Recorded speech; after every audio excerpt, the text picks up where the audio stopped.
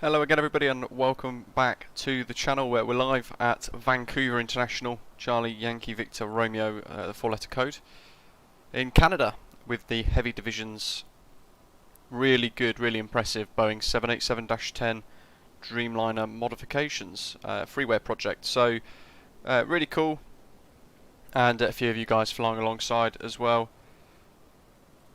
And I've already gone ahead and popped the route into your pinned messages for you guys so you can see what to expect today.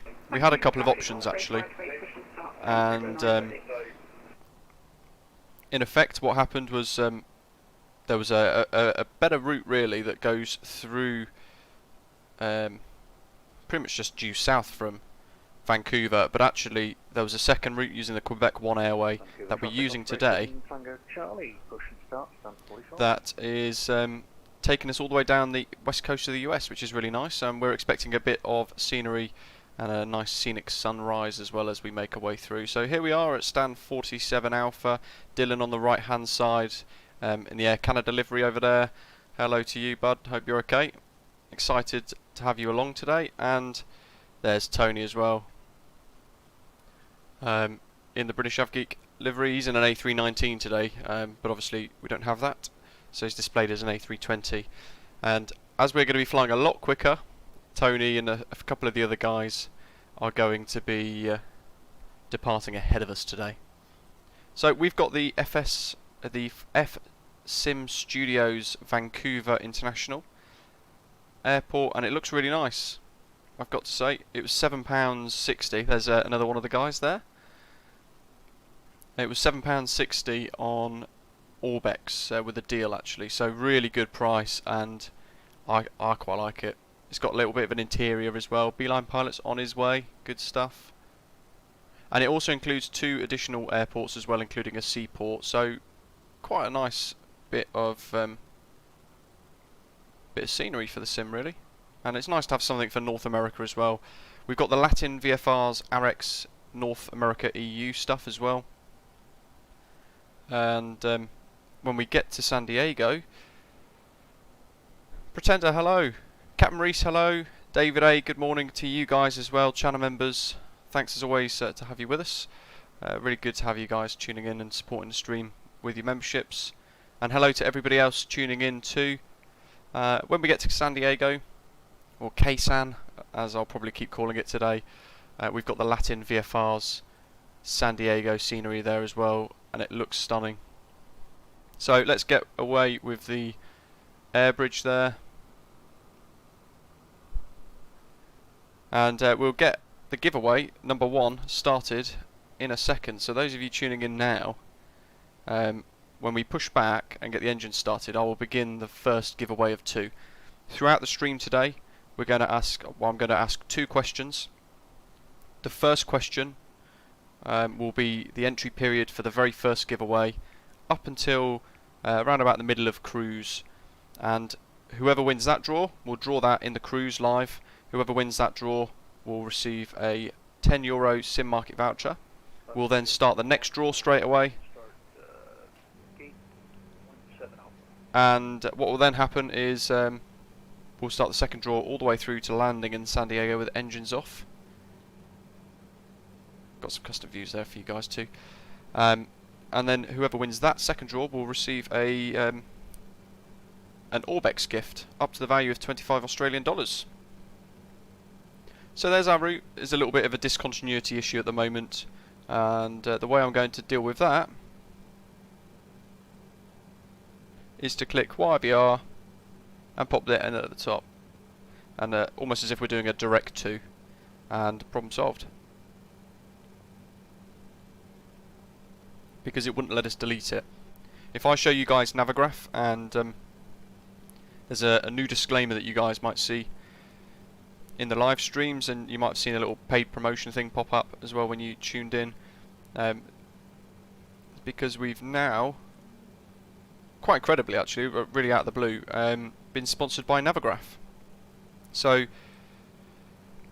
there you go. I've got to try and keep the red strip in and follow all of their rules and things during this. But there's our ground charts for Vancouver, and we're going to be using 08 right, so we're going to be taxiing down to the south of the airfield down to the Lima holding bay. Probably Lima forward line up for the departure. Really long runway. At Vancouver then, like a lot of US airports, we're going to be flying the Vancouver 1 departure, and all that is we track this VOR here, Vancouver 115.9, and we're going to depart runway 08 right. We have to fly a heading of 083 degrees, and then we get vectors from the controller to that Vancouver VOR, and then we can proceed on our route as normal. So zooming out then, you can see here that we're going to fly up to this Vancouver VOR, then down to ERAVE, which is just west of Seattle, and then we're going to pretty much fly along the coast almost, all the way down past San Francisco, down past Los Angeles as well, directly over LAX, and then we're going to be descending on this HUBRD 5 arrival into San Diego. And once we get a bit closer, we'll have a little look at the weather as well, just to see what's going on, so we can plan for the correct arrival.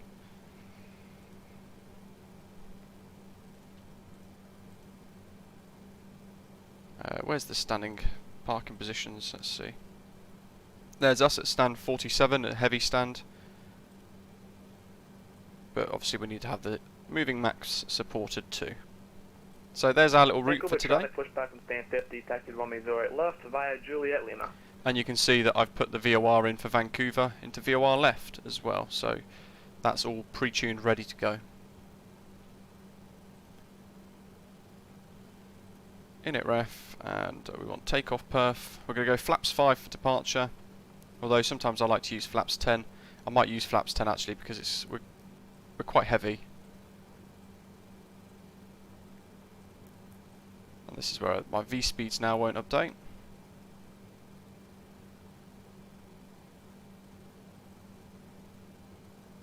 Oh well, that'll be fine, I'm sure.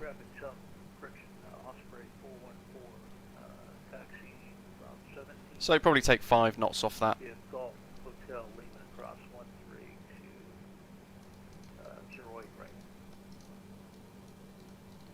Let's get that ready. We'll go for 235.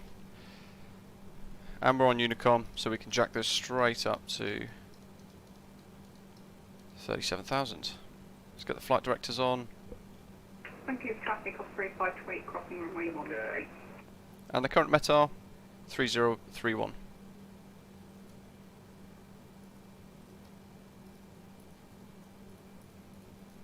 Quite high pressure. 3031. Ashley T, hello to you as well. I think I might have missed you out earlier, and Callum and William as well, guys. Jacob, good morning, Daniel as well. Can't join unfortunately now. Have a good flight, no problem at all. Make sure you guys enter the giveaway as well. Wesley, I love the big aircraft, to be fair. Tace in Canada, good morning. Over your neck of the woods today. Dark Fury, no, I'd recommend the experimental branch. The dev version is good, but there's actually a third branch, a public beta, as it's known. So, range. Let's flick these across as well, so we've got a bit more of a better view of what's going on. Love these ground charts. And I think we are ready to push, so in the overhead panel, this is why I've sort of left a lot of things to now, so I can show you guys directly some of the latest updates to the experimental branch for this. When you spawn, left and right IRS will be off now by default, so you need to turn those on when you turn your battery on.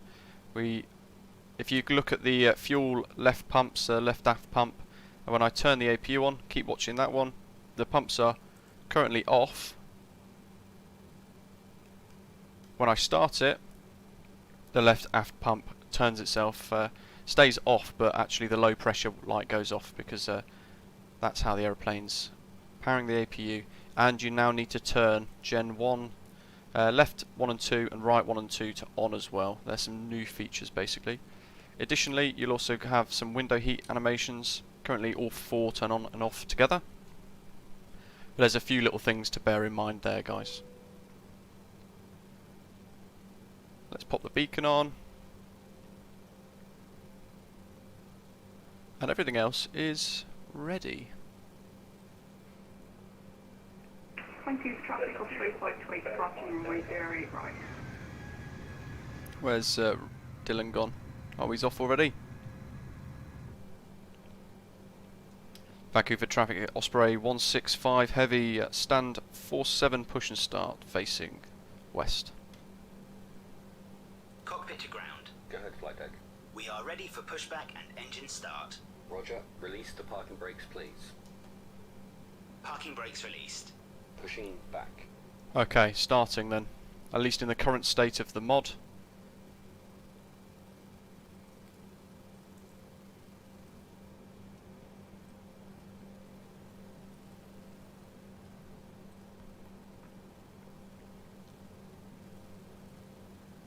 Status, APU RPM's 100. So, little tip, turn the right pumps on first, because otherwise you get issues. And we'll start left engine first. Because of the APU bug at the moment, basically, guys. Left engine start. Challenge, turn your Discord status to online.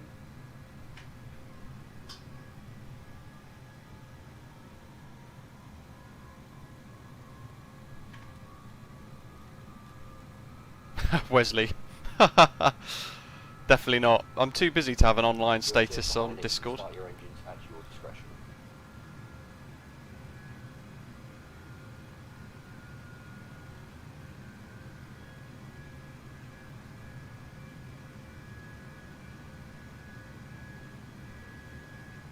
Mach decimal 85 is what we're going to be blasting along at today. Where's the centre line? There it is. Yes, I can see it. Good stuff. And we're pretty much going to be on it, I think, if not slightly over it.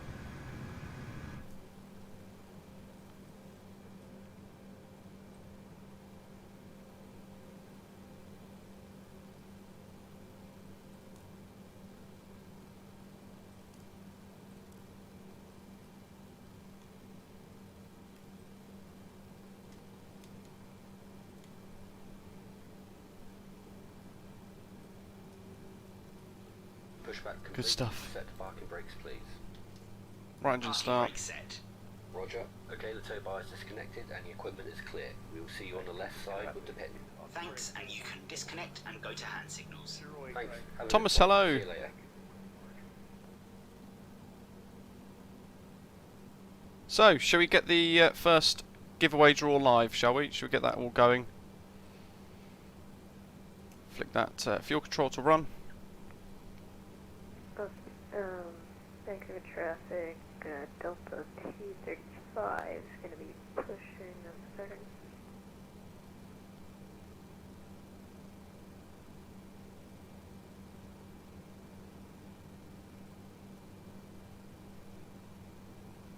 So, the very first question then that you guys need to answer. The traffic Let me Tango Charlie holding Lima 4. get this set up ready.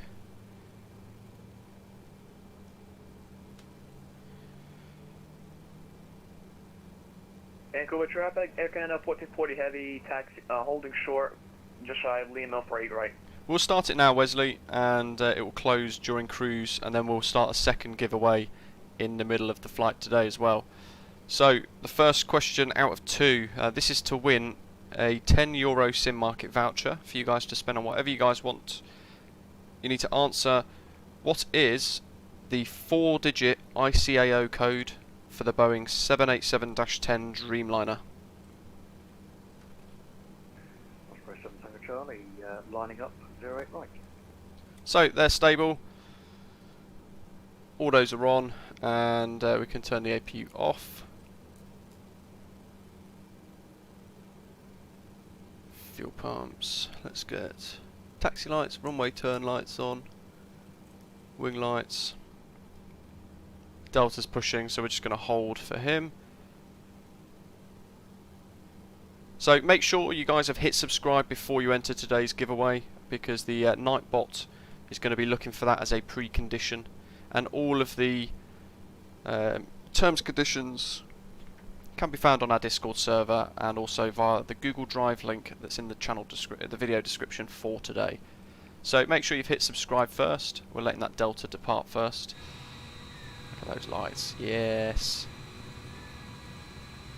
Love a bit of Dreamliner madness. And you only have to answer once. Look at that chat. I'm glad a bot can do this for us.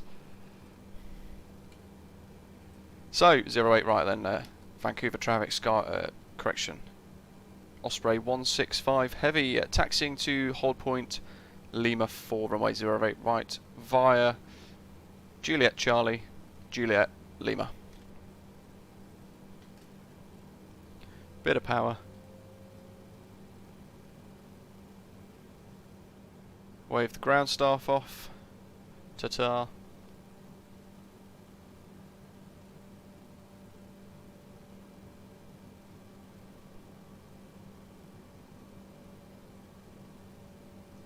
Let's rock and roll. Vancouver traffic Osprey 7 Tango Charlie, Flaps. rolling runway 08 right.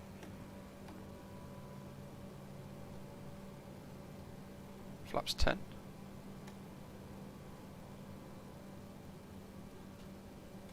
Good old Microsoft Flight Simulator making it difficult to... what do we want? Outbound. Display, that's fine. We want panel. Flood off. Angle track, big air cannon flag, pushing back.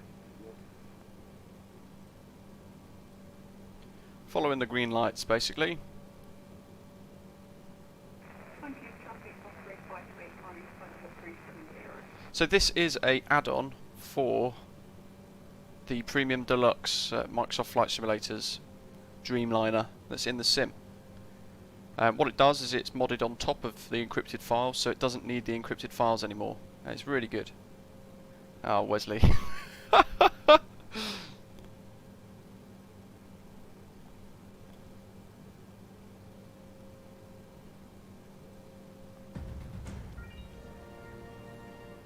That. Beef tartar yolk chives mango and AV geek mix. And we're going to get a really nice Direct, Yankee Victor Romeo. sunrise Vancouver as we traffic crossing runway fly along. 331 at Lima, Vancouver traffic. Have to go right up to the edge of that taxiway there so we don't cut the corner too much with the main carriage. Flight dry, yes it will be. It should be starting to have a bit of a sunrise in about 20 or 30 minutes. Sunrise is at about 5:30ish local in Vancouver at the moment apparently. You can see actually over there that the sky is starting to brighten up. Vancouver traffic, don't forget anti-ice, anti-ice. So for those of you tuning in for the first time, welcome. Make sure you hit subscribe down below and you need to answer the question for a €10 SimMarket voucher. What is the 4-digit ICAO code for the Boeing 787-10 Dreamliner? Following the blue taxiway edge lights and the green in the centre. There's our taxiway sign for Lima.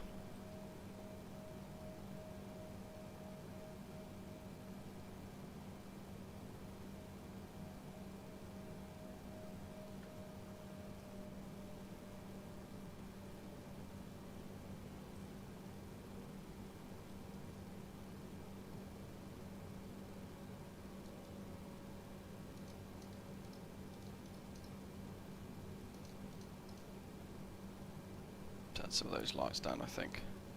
That's a bit better, isn't it? We can see more outside there. We're crossing runway 13. Delta 235, lining up for runway 08 right at holding. So we've got strobes on. The sun's starting to come up already, look. Love it. If you guys want to get your hands on the British AvGeek liveries, we've got loads of liveries available. And they're all on our Discord server. There's a bit of sun popping up. 7 Tango Charlie, Vancouver 1 departure, climbing through 7,000 feet now direct to Vancouver VOR.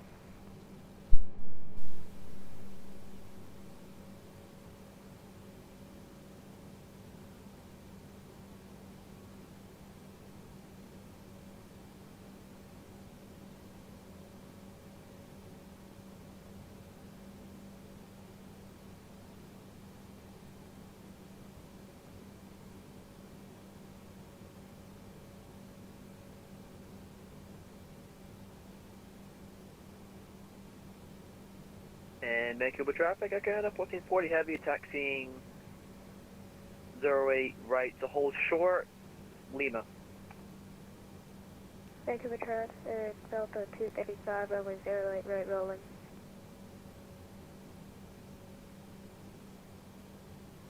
Vancouver traffic, Air Canada 106, taxiing Juliet Charlie, Juliet Delta Lima for 08.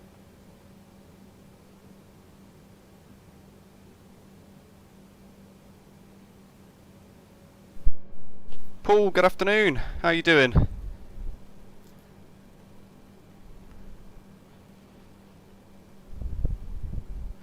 Where is the runway? It's almost... We see where the flashing lights are. That's where it is.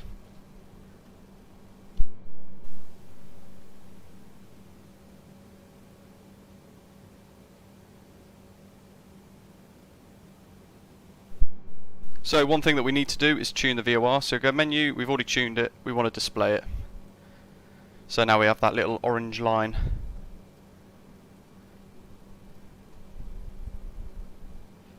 And we said Lima 4, that's on our left. Let's go to Lima.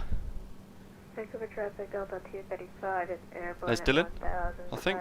climbing for flight level 370, clear runway 08 right, Vancouver.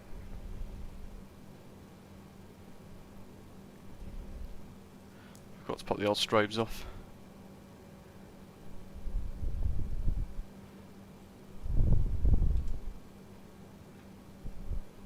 It's like a normal day at Vancouver. The amount of traffic. Vancouver traffic, Osprey 165 heavy holding at Lima. Vancouver traffic, American, Air Canada 1440 heavy, Look at takeoff that. runway 08 right. Vancouver traffic, Delta 235. The sun's coming up already. Vancouver VOR.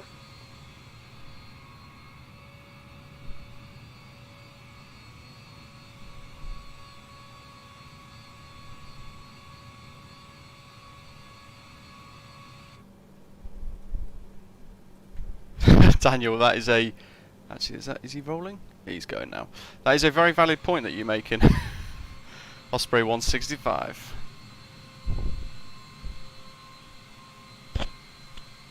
I need to naturally make a whole load of screenshots for today.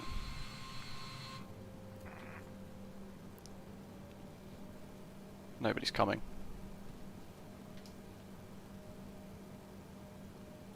Let's get that status page out.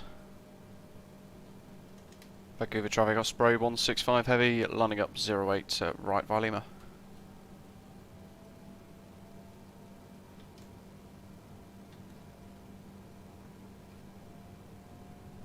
There we go. The old taxi bug again. Strobes. So a bit of differential braking required here.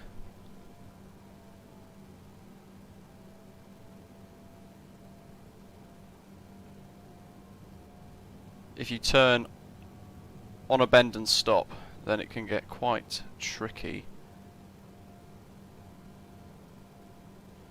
So, it was a heading of 083.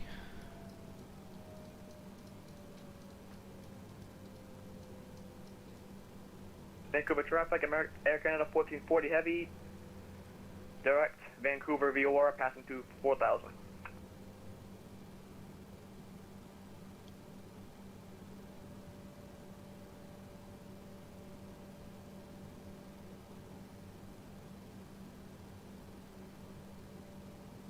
Lining up.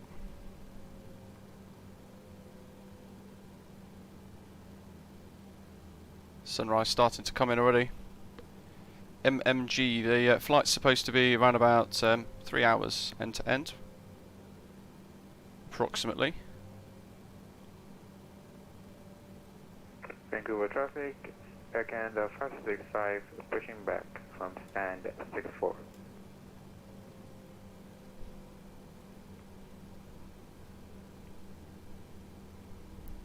So,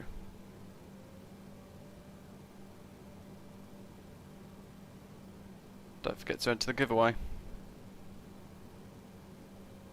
Strobes, lights, everything else is looking good. Heading bug is centered for the departure routing.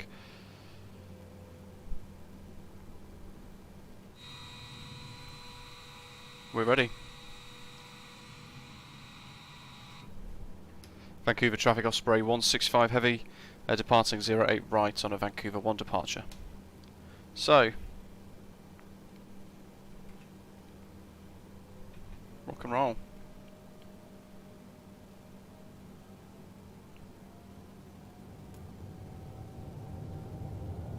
Thrust set. Speed's alive.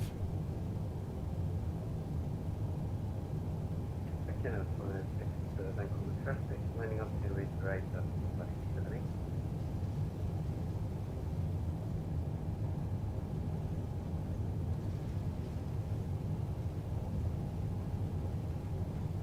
Anytime traffic, reporting kind of 40 heavy, reporting icing, full Right, 1000 near Vancouver VOR. Our V speeds are a little bit high, so I've tried to work it out myself because I couldn't amend them. Positive rate, go up.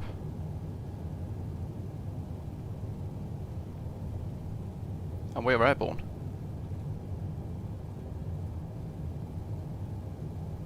Beautiful. So,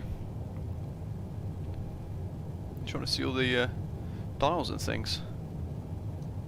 Let's get the floodlights on, shall we? We want heading select, autopilot, VNAV.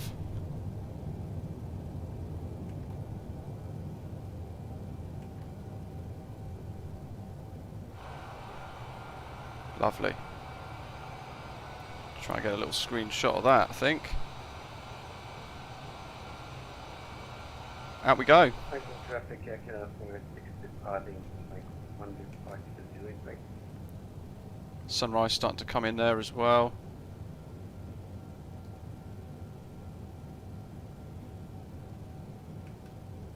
And we are clean now, flaps up. We can go to vectors, so let's turn. We're going to vector ourselves towards that Vancouver VOR, which is the green arrow. And we want to come off autopilot heading hold. Oscar, thank you very much. Welcome to the channel. Thanks for hitting subscribe. Love it. So, let's see if we can get some cool shots here. Don't forget the subscription, well the giveaway is currently live, guys, so get yourselves entered in with a chance to win 2 prizes today up for grabs across the period of the stream. And the first prize for the draw that we've got right now is the chance to win €10 voucher on SimMarket.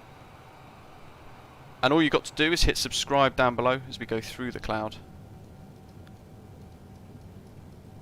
Have I got icing on? No, let's turn them on. Oh, look at that. Sun above. So we're tracking that green arrow there to get back to the VOR.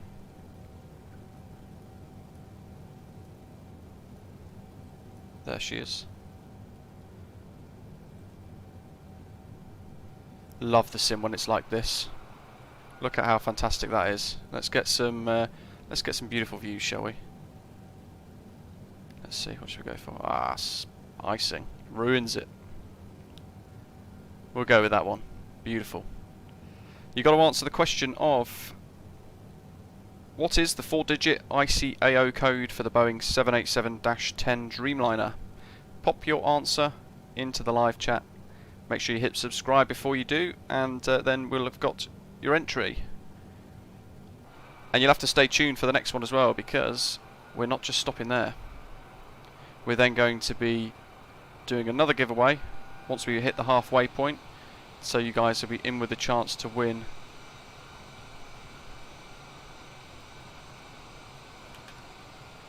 an ORBX gift as well. Look at that. Shame about the icing really, isn't it? But I'm looking forward to the next update that takes it off, that removes that. There's one of the guys down below. Let's just monitor. Oops. There's me getting sidetracked by the views. And turning.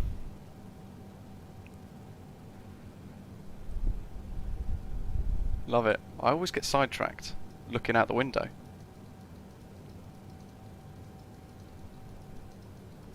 So now we're in LNAV. So the aeroplane's autopilot is managing the route for us, even though I've overshot it slightly. Let's see if I can catch... Oh, look at that. I can catch one of the guys down below. All the screenshots from today will go into our Discord server as well, folks.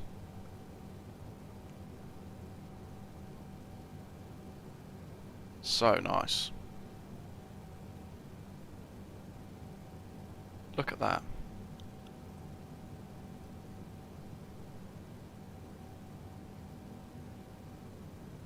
Love a good sunrise in Microsoft Flight Simulator. We've got it in live time as well, so this is 5:30 in the morning over in Vancouver. So what we're seeing here is a live sunrise as well in real time, and you've got to love that.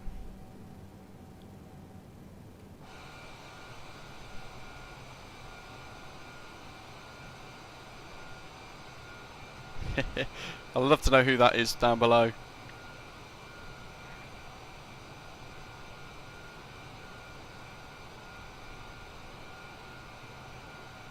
Fantastic.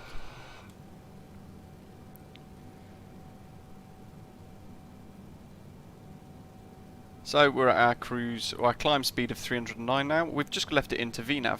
So at the moment we've said we want you to go to 37,000 feet and manage the flight plan. So we're on LNAV and we're on VNAV, and it's controlling our speeds and everything else as well. FlightRye, yes you did actually. Yeah, you heard right. So coming soon will be an option in the next sim update. Let's do a bit of admin to turn off icing completely, which is going to be good. I'm looking forward to that. Get rid of it. There's nothing worse than icing in Microsoft Flight Simulator.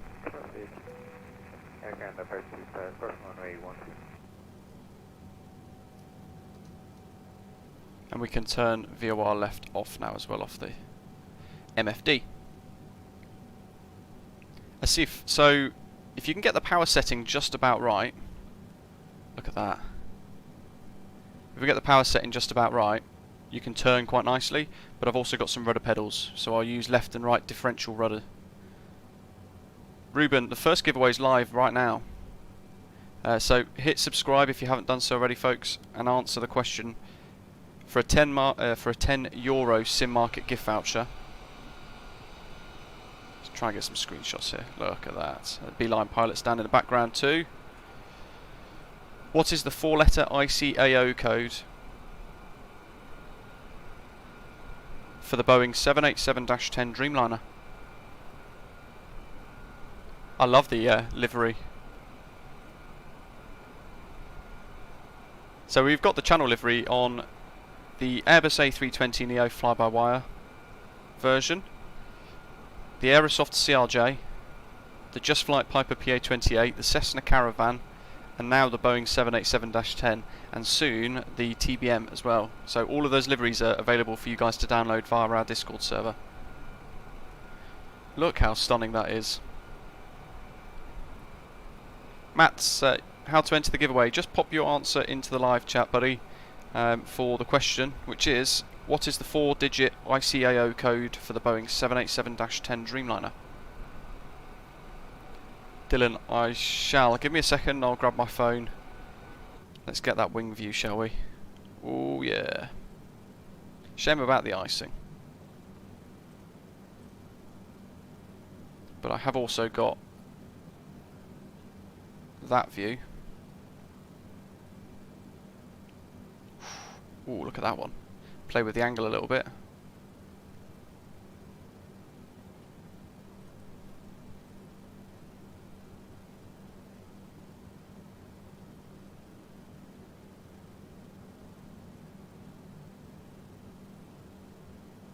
That sunrise is fantastic, isn't it? And I love the inversion layers of the cloud and stuff as well.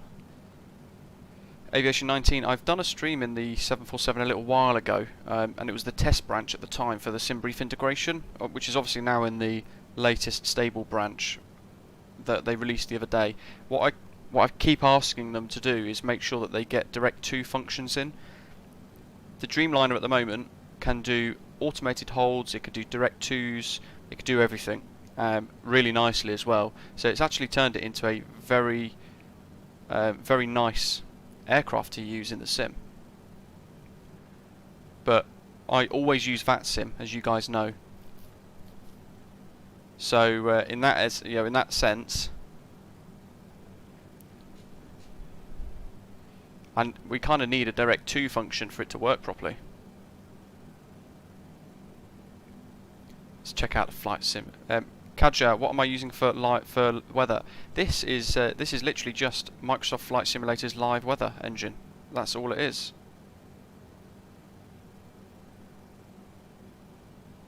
True to life, really accurate weather. It's buggy, so if I was to select a different weather engine, or if I was to go restart the flight, for example, it tends to break the live weather at the moment. Dylan, I'm checking out your screenshots. They are looking good.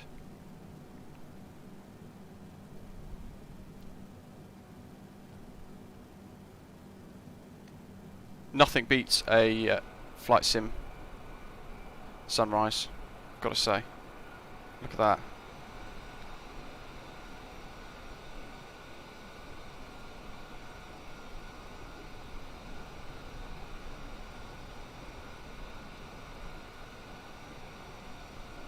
Noah's got some turbulence. I think you're ahead, aren't you, Noah? Let's increase that range as well. So let's stick that to 160. You can see our banana. That green band there, guys, is you know what? I've been naughty actually. Standard pressure.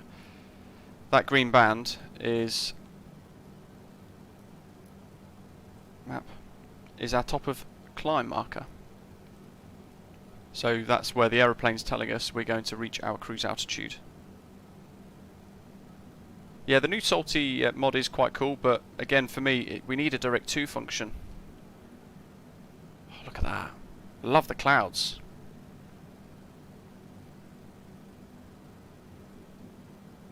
We could check out the other side as well.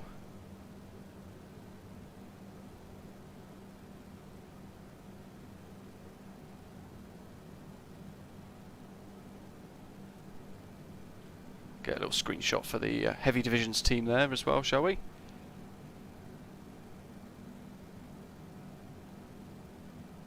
Dylan, you're asking how to enter holds using this Dreamliner mod. So I'm assuming you've got the experimental version. Did I disarm the speed brake after departure? Yes, good. And what you want to do is click hold, and you've got this hold at function. So within legs, you find what waypoint you want to hold at, you click it. So for example, if it was LN, we'd click that and it would go into our scratch pad at the bottom here. We then click hold, and then we just click this button here, and it will put the waypoint into this area here, and it will then open a hold page.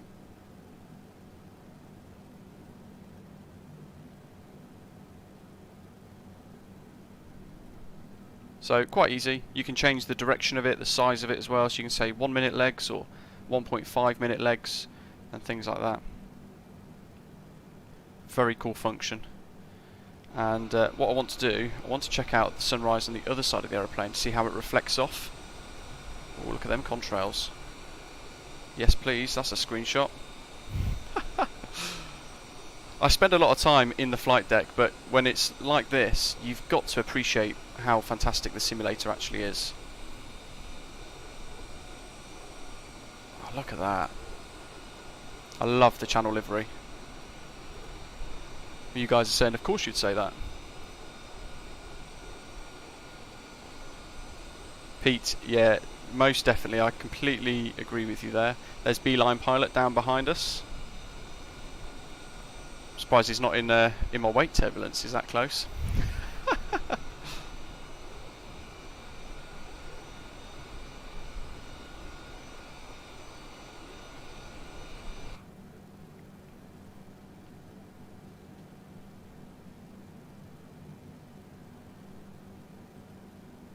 John, I'm not sure. I don't think so.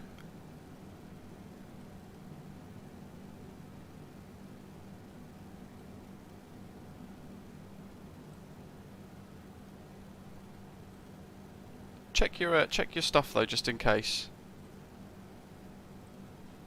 We've only got 54 entries at the moment for this. Make sure you guys hit subscribe. Here's the turbulence. Noah was mentioning earlier. Bit of clear air turbulence. Somebody was asking if the heads-up display works. Yes, it does. There we go.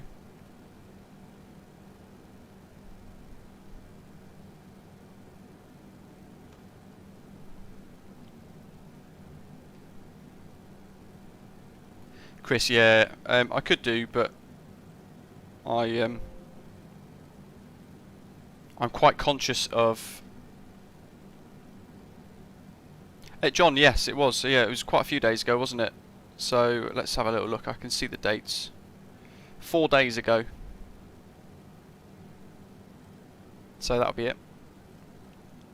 Yes, it is actually. It is. Yeah, it was the one you made when we were chatting about it, stuff on Discord.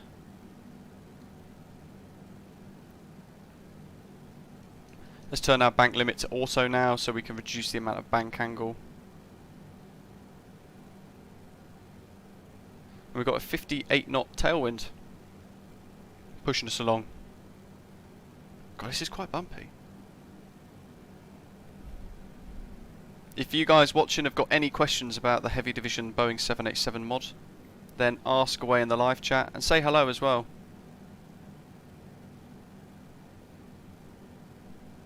And don't forget to enter the giveaway while you're here. We've got 2 giveaways, so once the bar on the top of your screen reaches halfway, just before halfway, we will stop the first giveaway, we'll draw a winner, and then we'll start a new one. Dylan, no, I'm using LNAV. So you can see here what I've got selected on the flight control panel.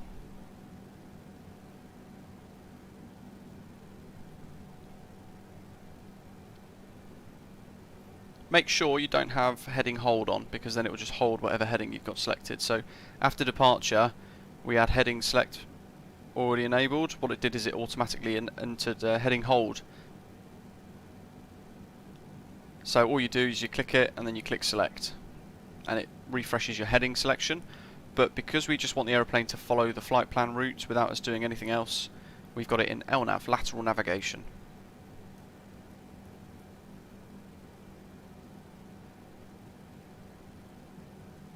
Does it eat frames per second? Not any more than the Asobo Dreamliner does. It's already a little bit buggy, if you like. Well, not buggy. It's already a little bit impactive on performance compared to the A320neo, and that's just, unfortunately, the way that Asobo have developed it. The more glass screens there are, and because it's a glass cockpit and things, it has an increased refresh and an effect on performance as well. But I don't find it too bad personally.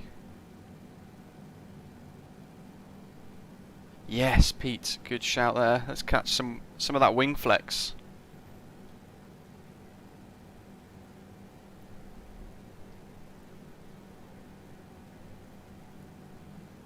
So if you're tuning in and you want to get involved in the giveaway, click subscribe down below, and you need to answer the question. Pop your answer into the live chat for the question, which is, what is the 4-digit ICAO code for the Boeing 787-10 Dreamliner?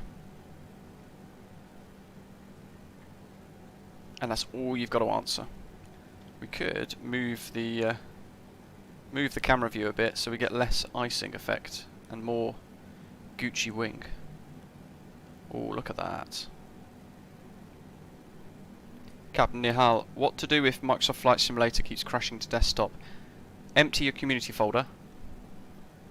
Ah, Tony, yeah, I am. Let me boot up Volanta. I always forget Volanta. Hello. empty your community folder, and Nihal, you then want to make sure, just multitasking here, bear with me, there's a lot of us going from Vancouver, wow. And you want to then run the simulator without any mods and see if it crashes to desktop again. If it does, it means that you've probably got something installed within your community folder that is broken and not working properly. So you've just got to find that one or two folders, those one or two folders that might be causing you the problem.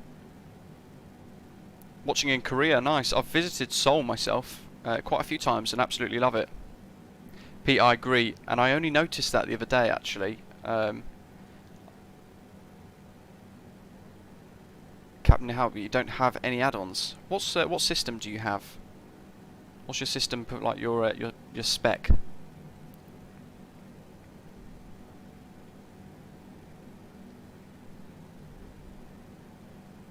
Did you input your route into the flight sim as well from the menu? No, I didn't, Dylan. I import via SimBrief into the FMS.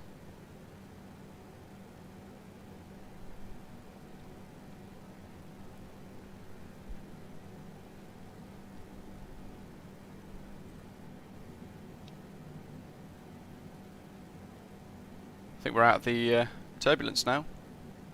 I love the sweep on the wing.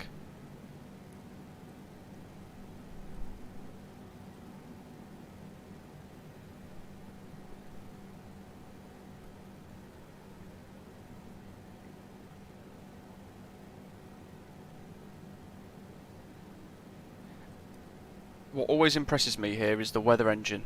So if you can see there, we've got about 5 or 6 different layers of cloud. And some of it's quite high level.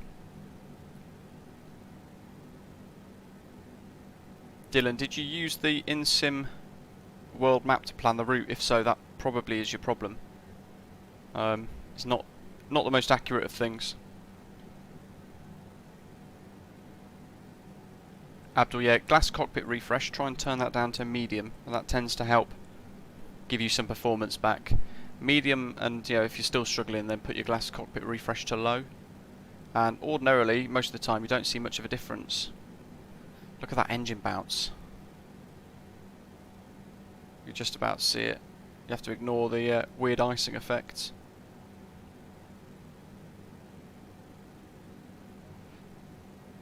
Dylan, oh, so you imported it via the FMS as well?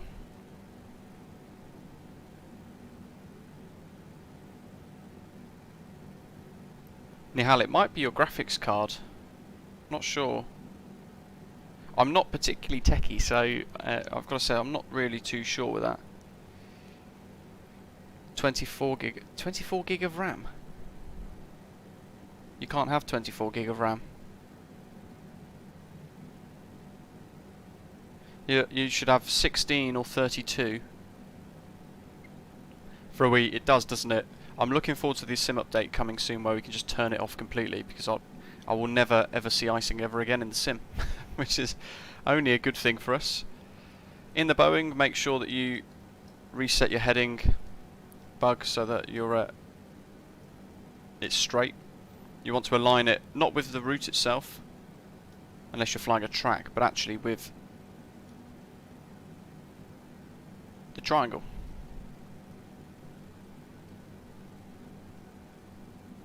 Yeah, so as Ashley's saying, Dylan, what you have to do is you just spawn, like with the fly-by-wire A32NX, you choose your departure airport, you spawn at the gate, and that's all you select.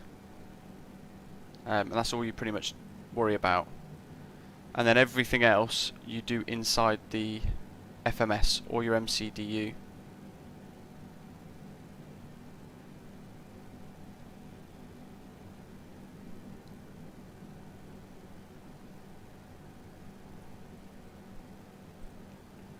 Oh, he's on about VRAM.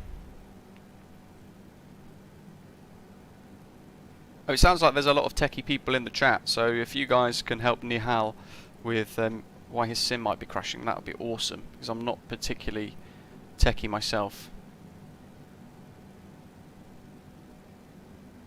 Alberto, hello to you, and Christopher, hello. I can't remember if I said hello to you or not.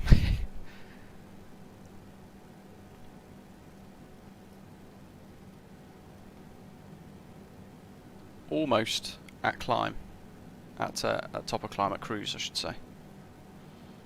We've got that sun washing into the flight deck now as well. Traffic, Delta 335, we have we're descending. Chris, I've heard anything other than the usual formats of 16 and 32 gig cause all manner of problems in the sim. Throttling back. Obviously we're on auto throttle, so the aeroplane's doing that itself. And now, because we're almost at cruise, AT is illuminated.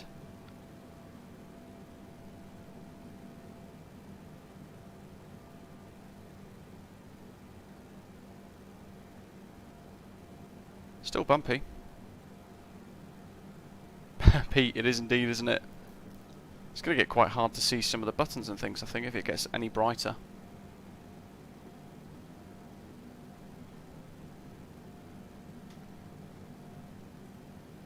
I will be checking out the Salty Sim 747 again soon, once it's got Direct 2 functionality within VATSIM, because otherwise it's just you can't use it for VATSIM or IVA or anything like that really.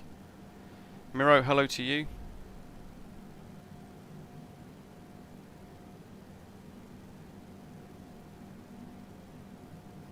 And cruise. Dylan, no, this is just Microsoft Flight Simulator's live weather. This is in the sim itself, built in.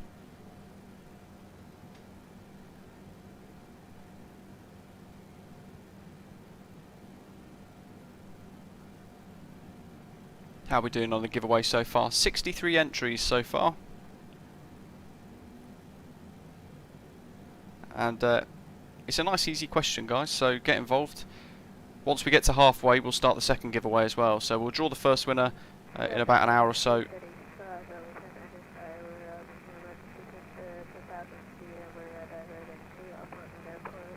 And then we're going to start the second draw.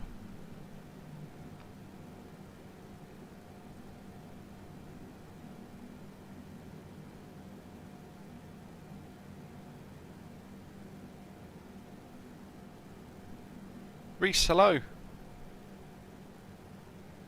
Don't forget to enter the giveaway.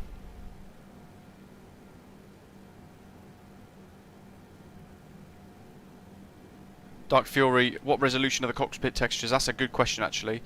I think it's got like a little modification to it that makes the cockpit look a little bit used, a little bit dirtier. So I think that's what we've got added into this. I've got the latest experimental branch from a few days ago, and I'm pretty sure it's got that dirty cockpit look in it. And I think it's... I feel like I want to say 2K or 4K. I can't 100% remember, if I'm honest. But you can see that sort of like used look that they've put on it. It's almost a little bit pixelated though. But you can take those textures out and it will just revert to the default 787 cockpit textures. Danji, hello. No, giveaway 1 out of 2 is underway at the moment, so we've started the first giveaway. We're about halfway through that one actually, almost.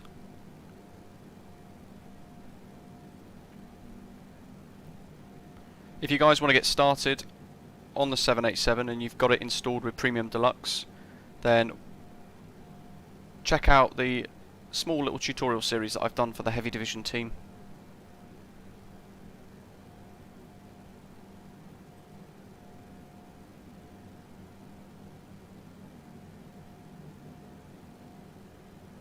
Captain Nihal, yeah, I don't use add-on Linker myself. I've heard it is very, very good though.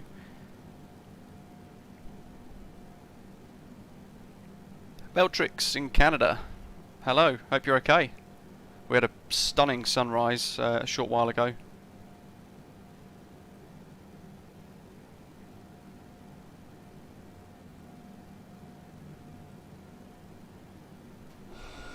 And there's our contrails.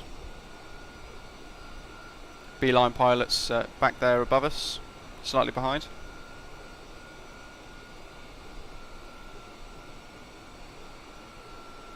So to enter the giveaway then, click subscribe before you answer, and then you've got to, at least for the first giveaway, you've got to answer the question, what is the 4-digit ICAO code for the Boeing 787-10 Dreamliner?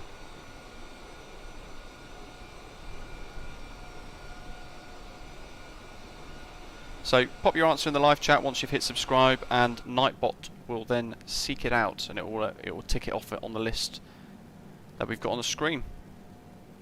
And this is the first giveaway of 2 during today's stream, and it's to win a €10 SimMarket voucher, so you guys can use it for whatever you want.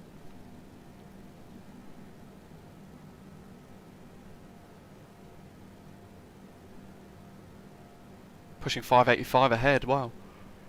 Almost 600. Ground speed, I assume.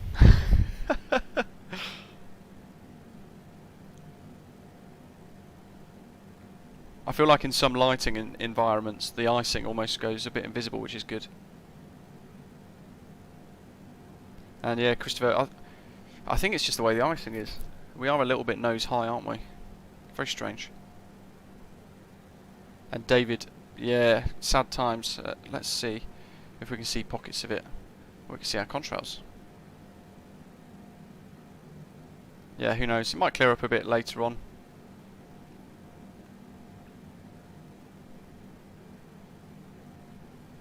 Sharky Adventures, hello.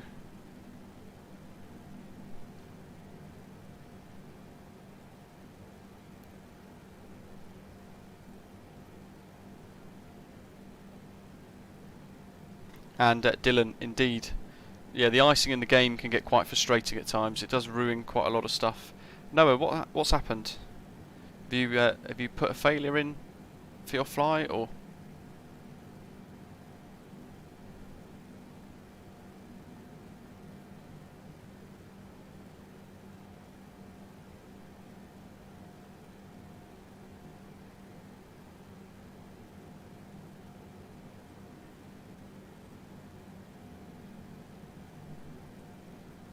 You've only got to answer once. Nihal, good luck. I hope you get your crash to desktop sorted out. Sharky's asking, can you tell me why when I open SimToolkit Pro it's a white screen or gives me an error? I'm not sure. I actually stopped using SimToolkit Pro back in October because I found it was giving me more problems than anything else. So I'm not really sure what to suggest. Personally, I just use Volanta, which I think was made by ORBX from memory now, I can't remember. But I use Volanta to track my routes and my flights, my landing rates and things. And I find that performs pretty nicely.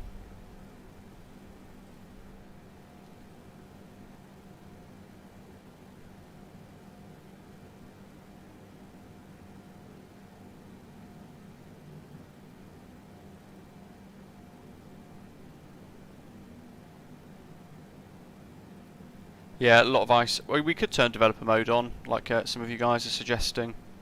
But because we're on VATSIM and there's about 5 or 6 aircraft behind us as well. Let's have a look how many airplanes are behind us actually. 1, 2. Okay, we've got 3 aircraft behind us, or 2 aircraft behind us. So because of that, I don't really want to pause it for dev mode.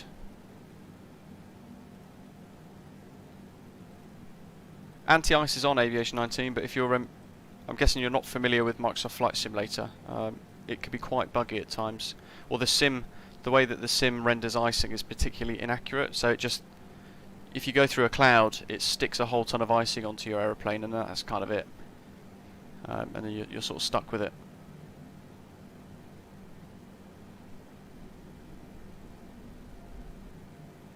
Tony. Completely unrelated to the flight, but the cabin crew just bought me last night's Domino's garlic bread with Marmite spread on it. Good grief. It sounded great up until that point. And then it doesn't sound so good.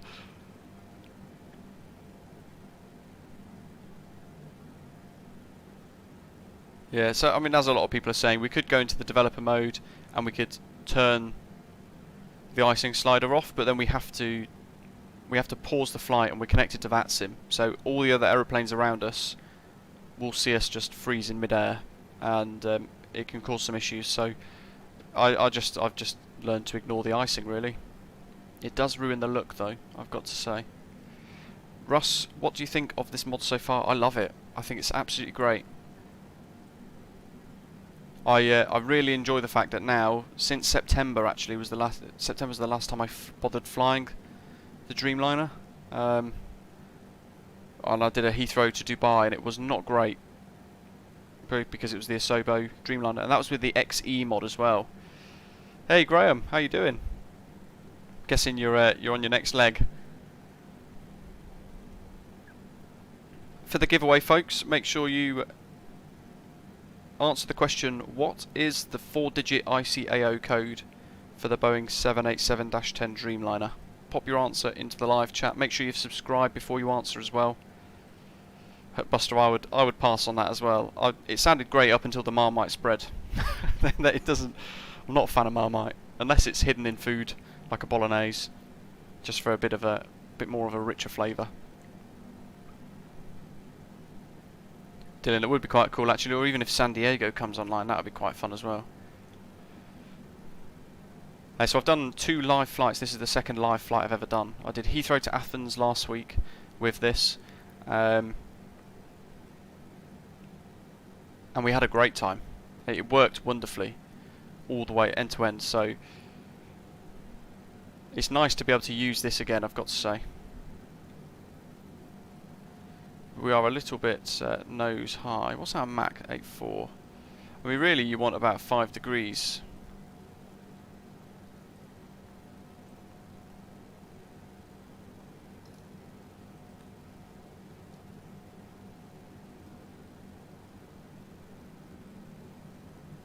Let's go to Mach 85 and see what happens here.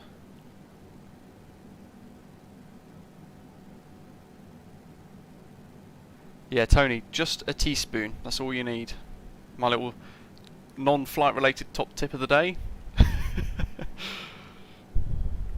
Just brings a little bit more richness to your tomato-based sauce. Interesting how the flight director's now telling us to go nose down a bit.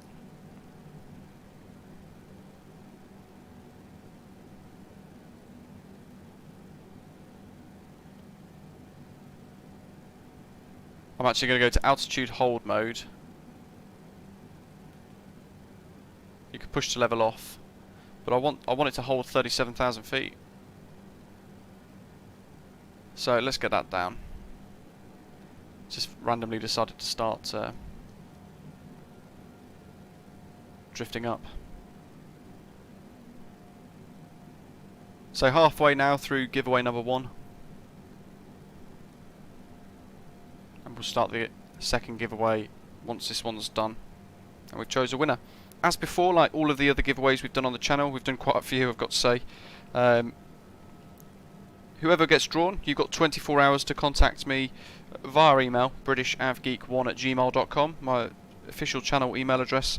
And if you don't want to do that, then you can contact me directly on Discord via our Discord server to claim your prize as well.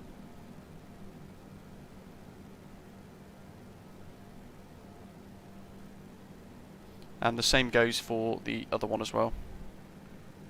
And if you guys watch other channels quite frequently across YouTube, then put a little bit of pressure on them to dig into their pockets and give some of their income up again and give it back to you guys. At the end of the day, we wouldn't have channels if it weren't for you guys tuning in and watching. So the channels are powered by the community behind it.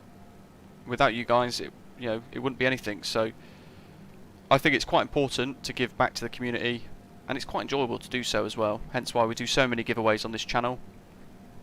But I think it's quite important for us all to start pressuring all the other content providers as well, to try and get them to dig into their pockets a little bit, and that way it benefits the community more. Simming is quite expensive, so if we can give back a little bit of our income from donations and things like that from our YouTube channels, then it means that you guys can have a chance to win some cool stuff as well. David Bartley, good afternoon. We've I can't remember if I messaged you actually for our Birmingham controller session coming live soon, next week in fact. I've managed to organise Birmingham radar as well, so now we've got a fully staffed Birmingham, which is going to be quite cool.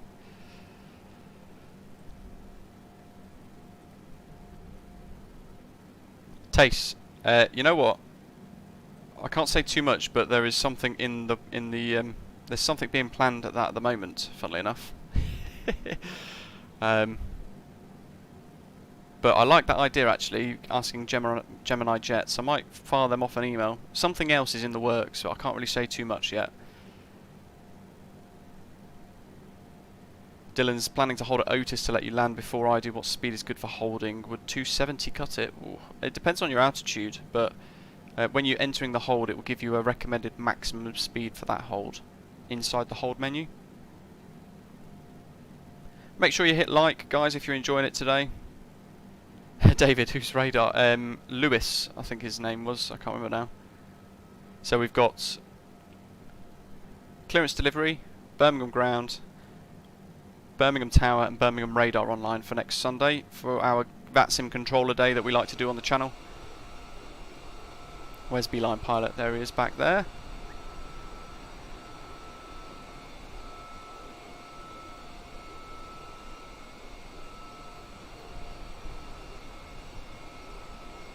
$15,000. I would say 250 knots if you can. That'd probably be the most that you could get to, or the slowest you could go really. 79 entries so far, folks. Jeff H, hello to you. Hope you're okay. Do I take Bitcoin for membership? Sure, you can send me a Bitcoin if you want. I won't say no. Although it won't get a membership, I don't think. But you could always donate to Bitcoin. Not quite sure how it'd work though. Mats, hello buddy. If you're tuning in and you guys want to get involved in the giveaway, you just got to answer the question. We're doing 2 giveaways today, so stay tuned throughout the whole video, the whole stream today. For the first giveaway, you want to answer the question, what is the 4-digit ICAO code for the Boeing 787-10 Dreamliner? And that is to win a €10 SimMarket voucher. So get your answer in the live chat. You've only got to answer once, and then it's all good. The bot will pick your entry up. Jeff, hello. Enjoy all the streams. Really enjoy the VATSIM streams. Great. That's fantastic to hear. I'm glad you do. Part of the reason why I trained to become a VATSIM controller in the first place was because obviously a main feature of this channel is helping people get started on the VATSIM network and enjoy it. Enjoy all the added immersion, the real ATC and things like that, and be part of a really good free community. So I went through all the training along with some of the others so that we could bring you guys live streams where I'm the ground controller. And in doing so, you guys can connect and maybe do your first ever flight on VATSIM with me as your ground controller. And on next Sunday, we're going to have a fully staffed Birmingham. So Echo Golf Bravo Bravo for the ICAO code for that. We've got 72 likes at the moment, guys, so keep hitting that like button. Loads of people watching today. And make sure you hit subscribe as well if you're entering today's giveaway before you answer the question, so that the bot ticks you off.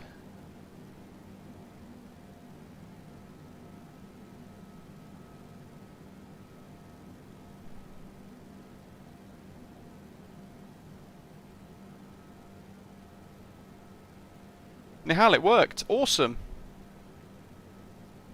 So now you can fly on your sim again. Yeah, guys, as Jeff is saying there, if you haven't joined VATSIM yet, do go and check it out.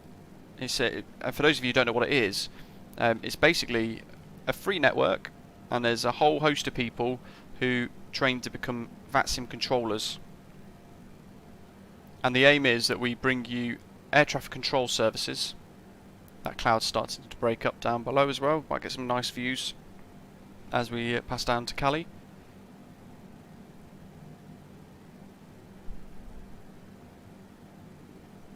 Oh, look at that actuator going there. Look at that. Fighting the turbulence.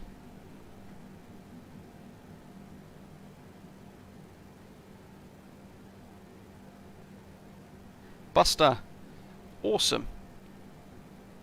Your only experience on VATSIM has been Unicom. Oh, David, not good. Crashed the desktop. Yeah, I highly recommend it. I mean, when we connect and do these Birmingham streams where we control live, the whole purpose of that is to give you guys who might not have the confidence to do your flight on VATSIM. We try and give you guys that opportunity to get a fully staffed airport, so you guys can throw yourselves in and really enjoy a complete airport package within VATSIM for a flight that you're going to depart on. So really nice. And all of the controllers involved are aware through our planning that we do for these little events that we're doing on the streams. They're aware that a lot of the guys connecting on those controller sessions might be brand new to the VATSIM network, so we try to be as patient as possible. Clearance delivery won't be heard on the live stream, so if you're nervous about getting your clearance live on the channel, on the stream, don't worry about that, because you'll be speaking to somebody else to get your clearance. They will help you fix any problems with your flight plans, and then when you're ready for pushback, they will pass you to me as the ground controller, and then I will deal with your pushback and your taxi clearance all the way to the runway, and then I will hand you to a tower controller. Paul, nice one, thank you very much. Thanks for your super chat, really appreciate it. Afternoon, not sticking around, but hope everything going well. Grin. Thank you very much, as always, for supporting the channel, Paul. Really appreciate it. The controller stream, for those of you asking about when it might be next Sunday, it's going to be at 1200 Zulu, so 1 o'clock UK time, British summer time.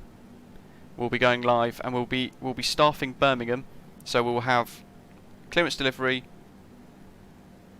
ground, tower, and Birmingham radar all online between 1 o'clock British summer time for 2.5 hours at least. So really cool, and you guys don't want to miss it. Definitely worth taking part in.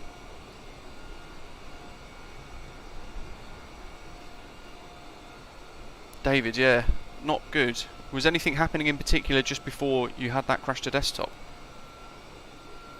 Alberto's getting his entry in for the giveaway. Christopher, I'm so happy that World Update 5 will focus on the Nordics, but still no idea if Stockholm or Gothenburg will get photogrammetry, but at least we get a Stockholm Arlanda. Yeah, I absolutely love that actually. Scandinavia in itself, the Nordic parts of Microsoft Flight Simulator are absolutely stunning to get flying around in the sim. So if you've not tried that part of the world in the sim yet, give it a go, because it is genuinely fantastic.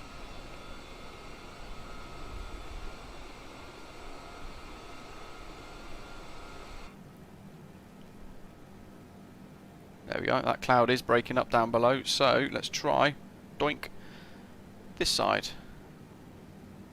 And we've got land, but the coast is kind of over here.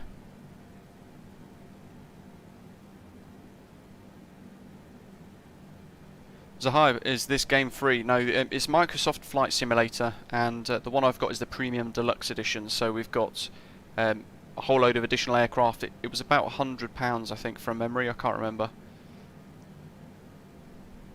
Paul, yeah, ideally not, especially on Sunday actually. I have a feeling we might have a supervisor watching as well, because it will get so busy. Tace, nice one. Thank you very much, hitting up the super chat. Thanks for your tip, buddy. Appreciate it. Oh, Jeff, nice one.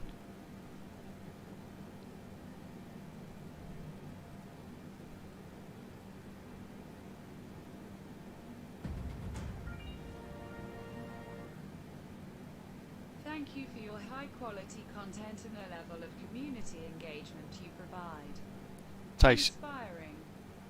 always welcome. I really do try and do stuff a bit differently, and I think people on YouTube can lose track of the community focus behind the channel, and you know, I'm really keen to make sure I never do that, because I appreciate all of your support, and the community behind the channel makes it fantastic. It makes it really good. MMG, you're asking, hey guys, I've got into VATSIM recently, but the A32NX keeps changing frequencies and it squawks randomly. It happens once or twice in a flight. Most annoying because I end up speaking to myself. Yeah, it's... When did you last update? Because I know the latest development versions have apparently fixed it, so I'm hoping that'll be all good. Theo, coming in as San Diego ground to see us in. Nice one. We've got a couple of hours. You've got the ETA at the top of your screen, 14:25 Zulu, so we've got an hour to go. An hour? That can't be right.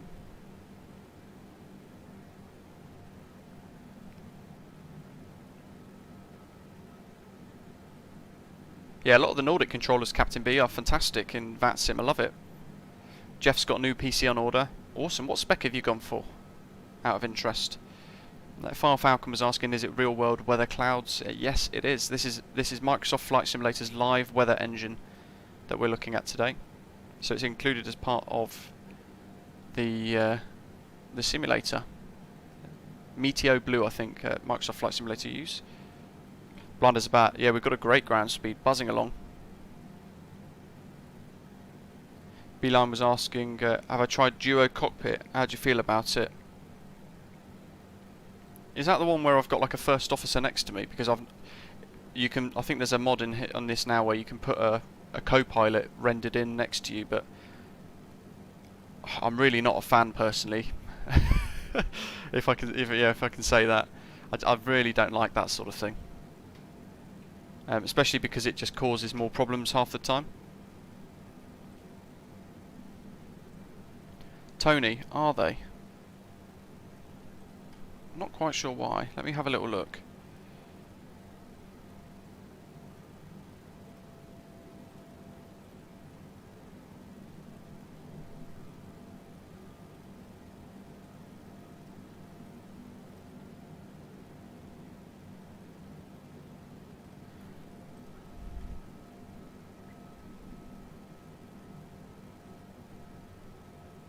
Just having a little look at the sound settings.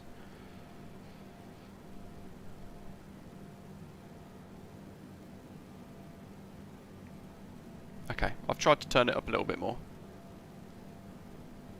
We'll see how that goes, Tony. Cheers for letting me know.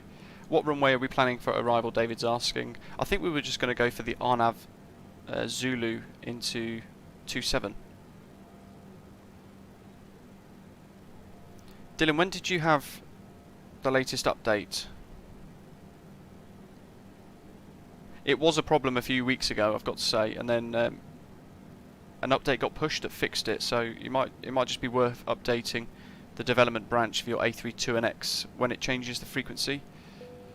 It might be worth delete the fly-by-wire folder out of your community folder first, and then install a fresh version.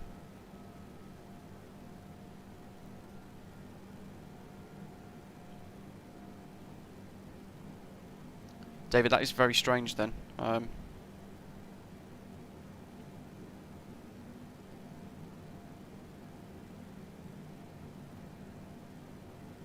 Matt, your PC says Microsoft Flight Simulator is not released yet. PJI, new and just subscribed. Welcome. Thanks for hitting that subscribe button. Make sure you enter the giveaway as well. If you've hit subscribe, you're eligible to get your entry in if you answer the following question correctly.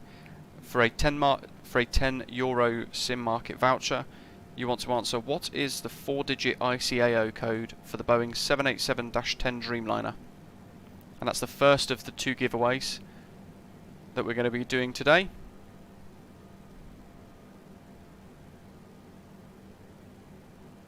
Grant, go for it. And if you're saying you're scared of getting into bother there, hopefully you've checked out my VATSIM tutorials playlist that I've got on the channel. If not, check it out. And I've tried to create a selection of playlists, or a selection of tutorials that focus on all of the basics on how to get started on VATSIM, what you might have to say and do, things that you might hear when you're speaking to the controllers, and I've tried to keep it as basic as possible. Within that playlist, I've also created some PDF documents which you guys can all download for free, to try and give you guys tips and an example conversation of a flow of like a flow between the pilot and the controller for getting your clearance, your taxi instructions, your takeoff clearance and things like that. So do check those out. Lots of people have found them really useful and said that it's really helped them get into VATSIM and enjoy it. And the PDF documents, there's the coast. I've designed the PDF documents so that when you're flying along, there's an oceanic one as well, folks, you can use it as a bit of a crib sheet to try and help jog your memory as you go. And again, I've developed it for free because I love VATSIM. I think it's fantastic. The added immersion in the simulator makes it really nice.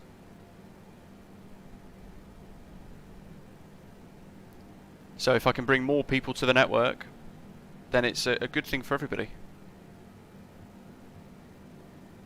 Oh, Beeline Pilot, your controls. No, I have tried it before actually, but it wasn't a successful flight, so I haven't used it since, and I probably won't use it again for a while. Fire Falcon 2070 Super's not enough. It's pretty, you know, it works pretty nicely for me, to be fair. I'm limited by my CPU more than anything.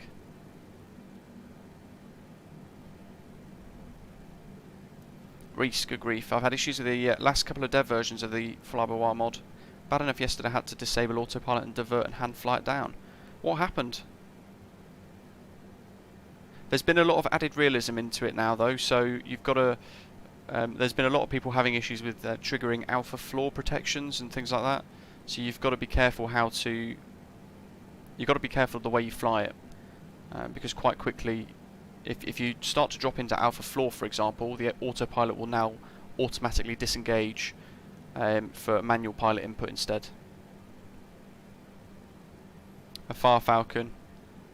Yeah, RTX 3080s obviously are a lot better, but they are newer, and for me to get that I would have to probably upgrade my CPU and my motherboard as well. So yeah, I'm working on a shopping list, but it's very expensive. So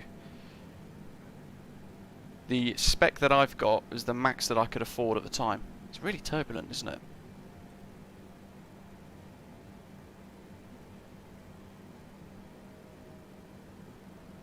Tom, you'll be flying along as Osprey 221 next Sunday.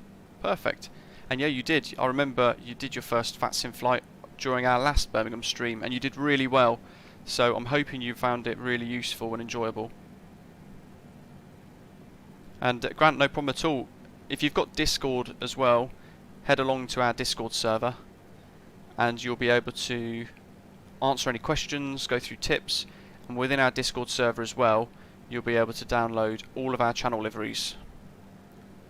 Somebody's asking for our free PDFs. Let me get a link and I will find it for you guys, and I'll put it in the live chat. Once I've dealt with some spam inside some videos.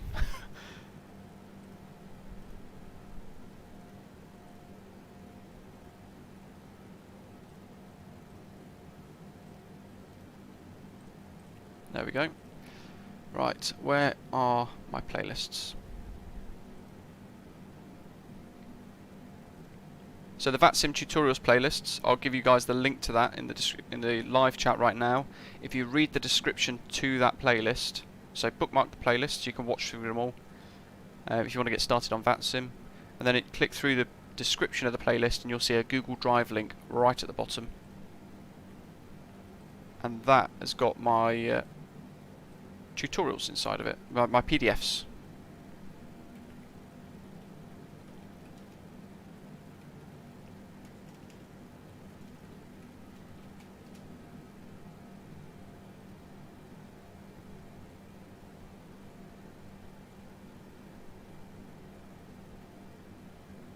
Dylan, exactly, yeah. I don't have $2,000 sitting around to get an RTX 3080. Yeah, and you know, the sim runs for me quite capably on 2070 Super. For me, if I upgrade my CPU, then no issue at all. Kirill, no problem at all. watch back, and good luck for your first giveaway, which will be closing very soon actually, and we'll then draw the first winner and start the second giveaway straight after. MMG, some advice. I've got Ryzen 7 5800X and a GTX 1060. Your GPU runs at 100% all the time, your processor runs at 15%. See, I'm the other way around. My GPU is not fully utilised, but my CPU limits my performance somewhat. But my CPU is actually limited by my motherboard. I've got a fairly budget motherboard compared to all the other stuff that I've got. Reset. Kept periodically pitching the nose up and down during cruise. Thought it was turbulence, but no weather. But maxed out at 5.3 Gs. Good grief. That's horrendous. I'm not sure what happened there. Voucher. The icing effect in Microsoft Flight Simulator is quite exaggerated, so we flew through some icy clouds, and it sticks to the aeroplane quite significantly, but it will melt by the time we get down. And Beeline Pilot, the liveries are exclusives. Correct, yeah. They're exclusive inside our Discord server. They could be downloaded by every one of you guys who have hit subscribe. You can get the link via our Discord server for the liveries.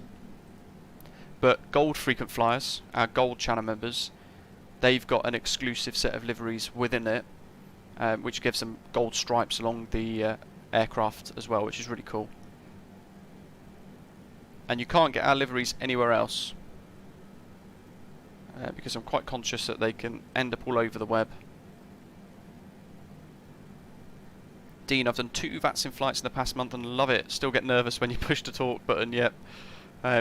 Once you've started, you get more relaxed. Yeah, it takes you a few flights to get into the flow of it all, but you'll be absolutely fine once you've done a few more. And you'll probably never fly without VATSIM ever again. And Tom, I'm really glad that you're doing all your flights on VATSIM now. That Birmingham event got you into it and you enjoyed it. Mason, hello to you. Fire Falcon, yep, real world weather, as I've said a few times today now. This is the Microsoft Flight Simulator live weather engine.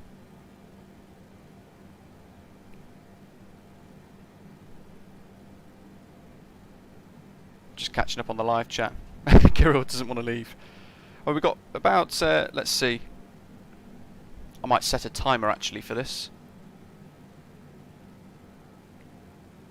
I'm going to call it and say we're going to have 5 minutes left of this first giveaway for the chance to win a €10 SimMarket voucher. So let me start a timer.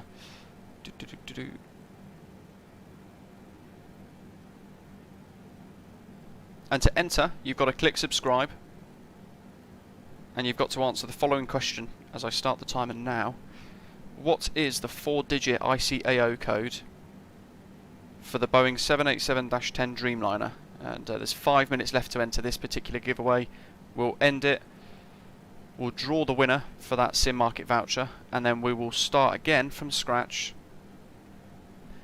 And we'll then start the second giveaway today to win some ORBX gifts. What program did you use on stream from Heathrow to Athens? You showed traffic jam on taxiways and online controllers at Heathrow, Evange was asking a short while ago. Thanks for waiting for the answer. Catching up on the live chat still. But Volanta, and I can show you that again today. So there you go. You can see we're pretty much at the halfway point here, and you can see the flow of aeroplanes flying along today as well as we head towards San Francisco. I might try and catch a little view of that as we make our way over as well. But it gives us loads of data. If I was to zoom into San Francisco, for example, you can see some of the basic key taxiway layouts and the runways and things, roughly where aeroplanes are parked too. And it's free. It also logs your landing rates and everything else too, so a really good little program. Captain Scoot face cam. I can't, unfortunately. I would love to, but yeah, I'd probably break your screens. MMG, no problem at all. You saw an A380 at Innsbruck. That'd be the day, wouldn't it? I think I'd fly over there just to see it come in and out.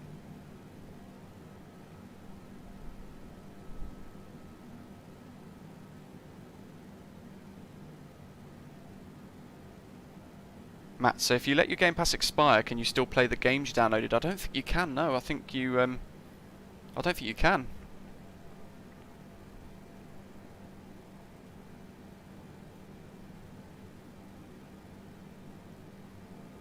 I'll wait till the giveaway is closed and I'll go and have my beauty split. Wow, cool, all-nighter. Just a few minutes left. Dylan, it's called Volanta. Kai's asking, can you see me near Vietnam on Volanta? Let's have a little look. I'll have to find Vietnam first.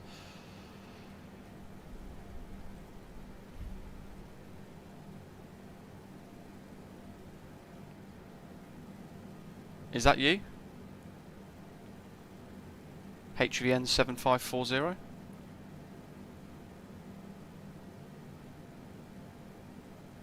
Oh, there you are. CPA 7 Alpha Whiskey. Off to Hong Kong. Kai 008. Found you. Didn't take long, did it?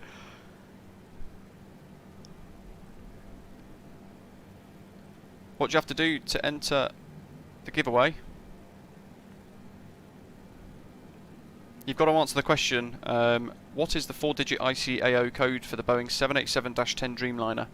And there's just over 1.5 minutes left to enter this first giveaway, and that's to win a €10 SimMarket voucher for you guys to spend on whatever you'd like.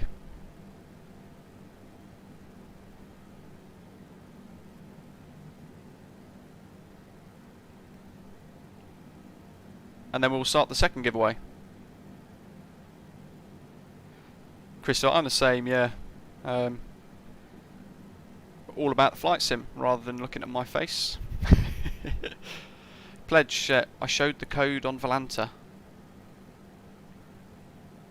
Not sure what you mean by that. I've seen it though. I'm catching up on the live chat. You don't have to put it a couple of times. Captain Scoop was asking, am I a real life pilot? No, I'm not. I've actually over 10 years ago now actually, I was a flying instructor on some light aircraft. But I've never flown airliners. Oh, look at that haze down there. That's brilliant. Dylan, no problem at all. We've got San Francisco coming up in the distance as well, which we'll be trying to catch a good view out of as well as we head over. We'll be transitioning directly over the San Francisco airport. So, right then. Counting down from 10 on my little clock. And we'll end the first giveaway. And we'll draw the winner straight up.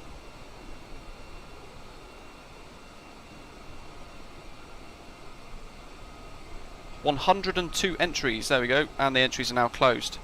We roll it, and the winner for the €10 SimMarket voucher is Christopher Levin, one of our channel members. That's awesome, congratulations. So, as usual, contact me on Discord directly or via our channel email, brishavgeek1@gmail.com, and we'll get that sorted out for you. And let's start the second giveaway then of today, and this will run all the way through to when we land and we shut down the engines at San Diego. So this second giveaway today is to win the value of up to $25 Australian on ORBX for you guys to basically pick a product within the ORBX Direct market. So really cool prize again. Hopefully you guys are loving all this. Christopher, here you've won something, yeah. And you've been a channel member from the very early days actually, so yeah, Christopher, Nightbot feeds it straight into the live chat, so you guys see it straight away, and I see it straight away, but by the time you hear me announce it, it's 30 seconds later. But congratulations. Let's get the next one ready to go then.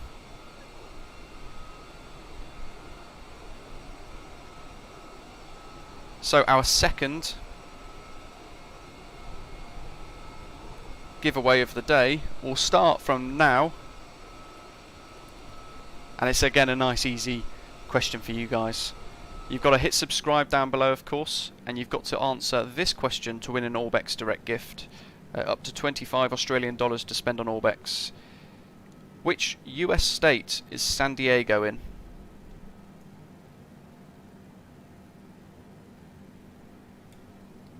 Which US state is San Diego in?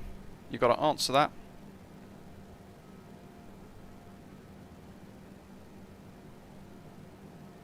San Francisco down there somewhere. We'll be looking out for it in a bit.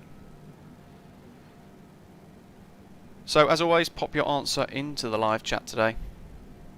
Make sure you hit subscribe before you answer as well, otherwise the bot will miss your entry.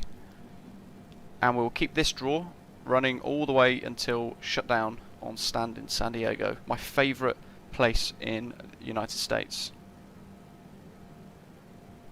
And I'm looking forward to checking this out as well, because I've got the LatinVFR San Diego scenery. Whee, there goes the live chat.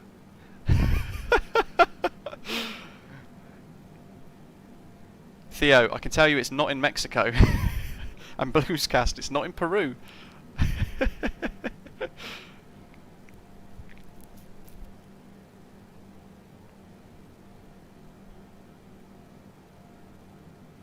Actually, but the license must be bought from Microsoft Store, Xbox Store, not the in-game marketplace. Ah, interesting. I didn't know that. I was going to ask some question. This question I was going to ask today. I had a bit of a dilemma. I was going to ask some questions relating to Top Gun. VXL, what if you have your subscriptions private? Will it not work? No, it can still see that you've subscribed to the channel, but obviously it's not a public subscription. So it will still track.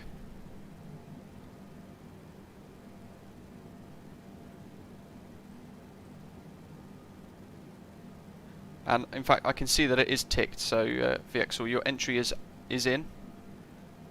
Just as a bit of proof there for you. Buster, what if you win both? So I try and keep things fair on the channel. Because we do a lot of giveaways. So if somebody wins the first giveaway, they are less likely to win the second giveaway. Kirill, enjoy, have a good one. Antarctica. Is it near Cardiff, Buster? Almost. Top Gun, Kai.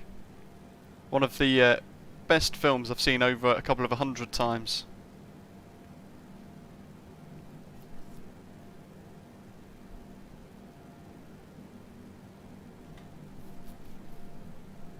Yeah, so MMG's question about having the simulator on Game Pass. That's basically a temporary license from what I understand. So if you have Microsoft Flight Simulator inside the Game Pass and your Game Pass expires, you get locked out of your sim as well.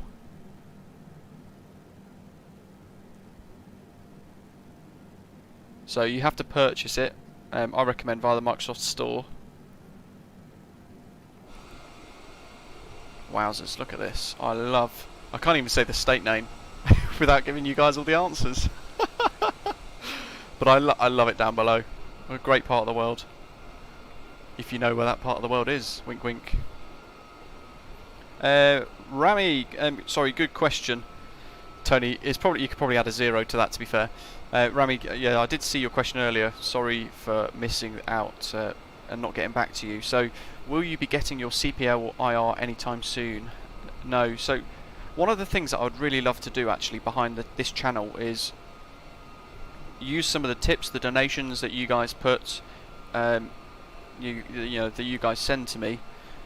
I put a pot aside for giveaways because I think it's important to give back to the community behind the channel. That's you guys, which is why we do more of the giveaways than any other channel on YouTube.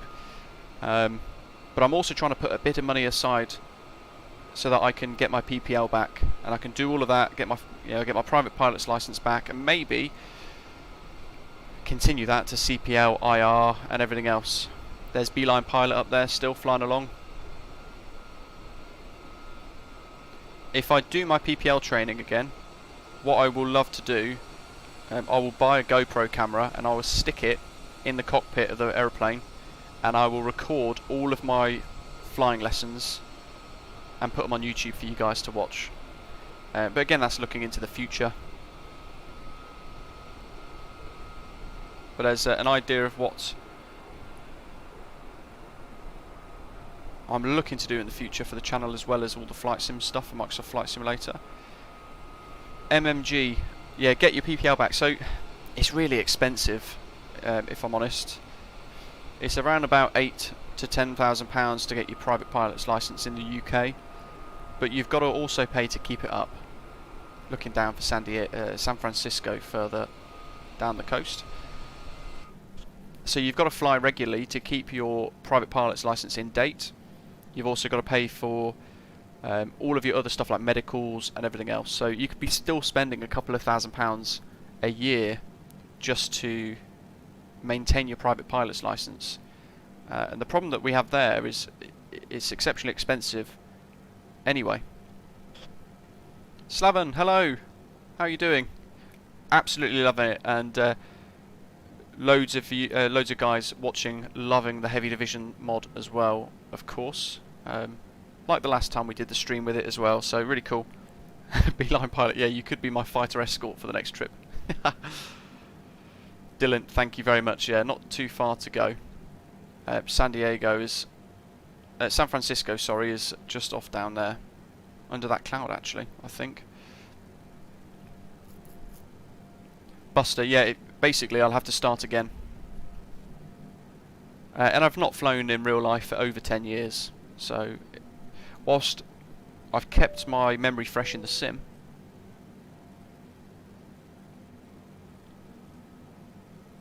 Locke and Eric, thanks for subscribing. Welcome to the channel.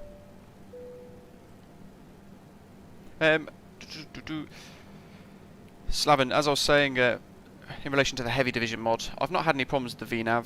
The only thing I did have earlier was we'd set 37,000 feet, but once I asked it to increase speed, it decided to allow itself to climb again ever so slightly. So I've just gone into altitude hold mode and auto throttle speed select. That's all it is, but I've had no problems with it so far. And George, hello to you. Wants a little shout out there, welcome. For descent though, I'll probably use vertical speed like I usually do.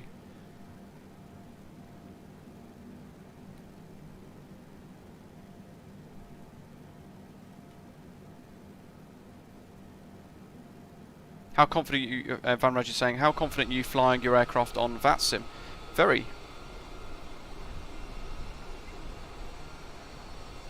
Oh yeah, that'd be San Francisco down there, but we can't actually see it particularly well because we're so high up, it's not really rendered in. I was looking for the bridge and a few other like key parts. There we go. It's down there basically. San Francisco.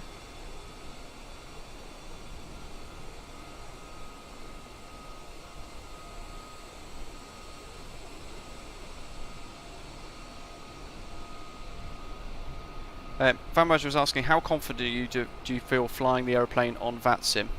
Absolutely confident.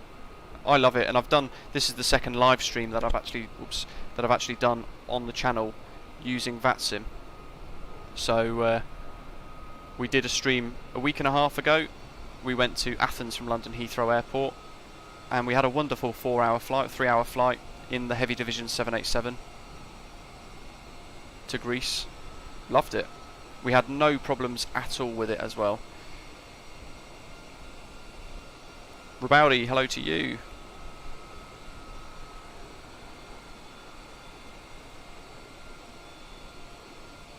MMG, going to be interesting to watch British Avgeek on Flight Radar flying his ILS into Heathrow in a Cessna. Yeah, I'll probably be at Denham Airfield actually, Denham Aerodrome to be honest. Dylan's asking when top of descent is going to be. Ooh, probably a little while yet, I think. We've still got an hour to go apparently, but I'm not convinced that ETA is particularly accurate, I've got to say.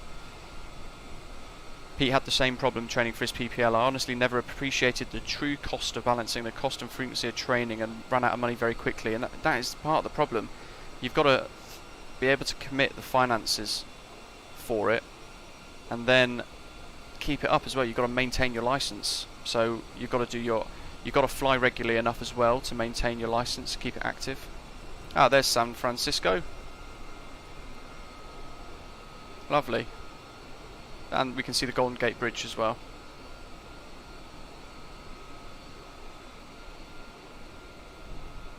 Might get a little screenshot of that as we head over. And you can see San Francisco Airport as well. SFO in the distance.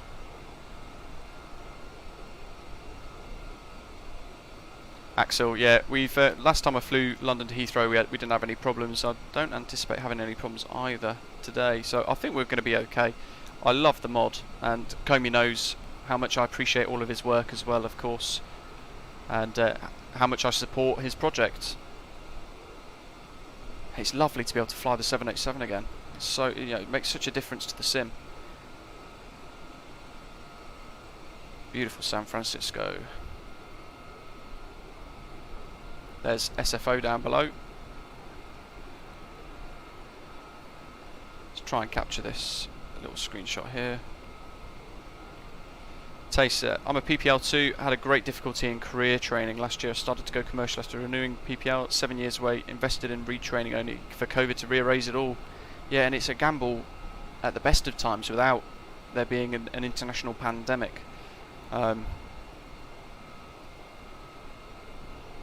Christopher, thank you. Yeah, just catching up on the live chat here. San Fran's the next bay you'll see. Yeah, I did wonder. MMG, no, they will. They will strip your license. My mate at work has had to continue flying through COVID whenever he's been able to, just to try and keep his license in date.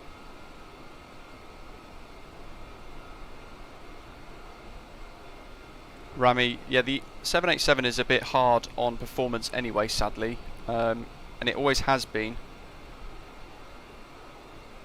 in the sim. Sobo have never really particularly well optimised it, which is a little bit frustrating. San Francisco down below, and the beautiful west coast of the US.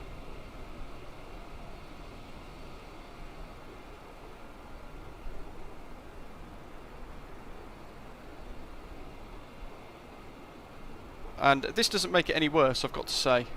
Yeah, performance-wise, it doesn't make it any worse. But I do lose some frames per second by just being in the 787. Trying to reposition for a cool little screenshot here of San Francisco as we fly across the other side.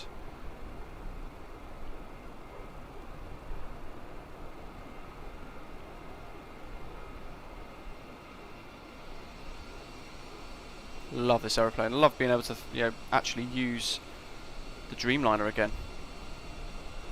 Theo, who needs a license, just fly the plane. David's just taken off from SFO as well.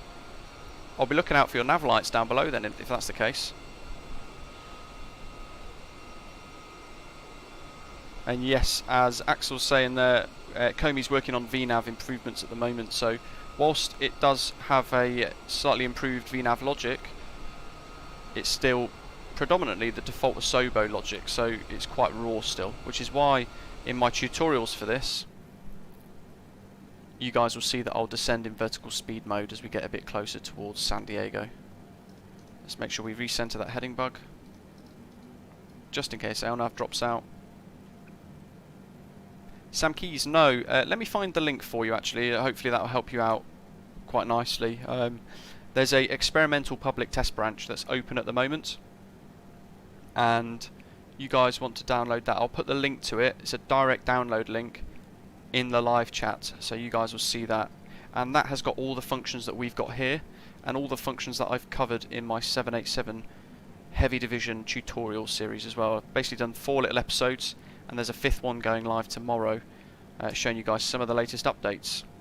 And we've got automated holds. We've got a really nice looking FMS, and we've got things like gen control, switches and IRS alignment, amongst other things, all working in here. We've got a great LNAV in here as well.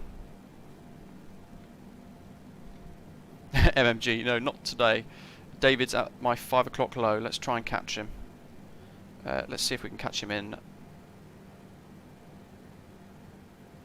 this view.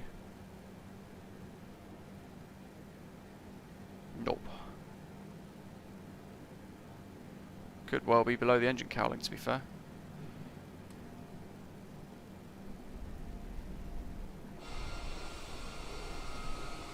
Where's David? 5 o'clock low. Maybe he's just out of render draw distance somewhat. There's Beeline Pilot still on my 6. Oh, no, that's San Diego. That's San Francisco. I thought I saw some lights there, but it's not.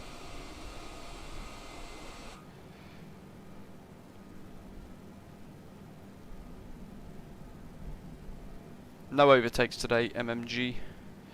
Make sure you hit like while you're here, guys, if you're enjoying today's stream. If you've got any questions at all about the Heavy Division 787 project, then ask away. I've been following the project quite closely over the last few weeks and helping in their Discord server and doing tutorial videos for it and things like that. So I've become quite familiar with it, and I'll try and answer whatever questions you've got. And Axel in the chat is one of the moderators on their Discord server as well, so he can try and answer anything that I'm unsure about. Vanraj, LNAV and VNAV aren't in the experimental version of the A32NX yet, and I only really advise doing the development branch, using the development branch. Fox was asking, is it too annoying to make wing views in MSFS? Not too difficult, no. I've got a tutorial on it on the channel. If you type in within my channel custom views, you should see a video, and I'll show you how to select the custom views and set them all. And I've set quite a few for this, just to show off how great it is. So there's all our custom views that we've set. Used a bit of a cabin view, and we've got some on the other side as well. And I love that view, showing off the entire cockpit in the whole flight deck. Vexel, LNAV has been around in the A32NX from day one, but it's in a SOBO logic. What I mean when I say LNAV and VNAV is more the working title, LNAV and VNAV systems, and that is, at the moment, that is being implemented into the A32NX over the next few months. It's going to be very buggy, so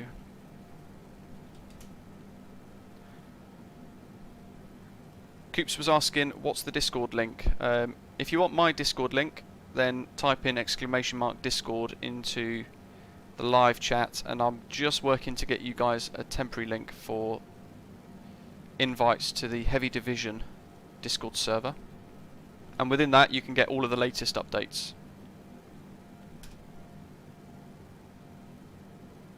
Beeline Pilot, thank the devs for me, will you? Yeah, Axel, we've Comey will be hopefully pleased. We've got quite a few guys flying along in the 787 today. Dylan, starting your aviation college soon in August, 2 years and grind getting to an ATP license. Pete, no problem at all. Hope to see you back for the next one. Make sure you've entered this this second giveaway as well.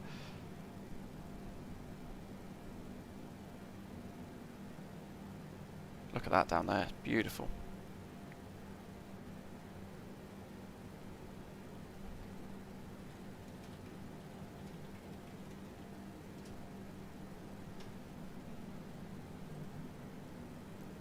Yeah, I would have absolutely loved to have been an airline pilot, and I spent most of my years in youth, if you like, working towards that.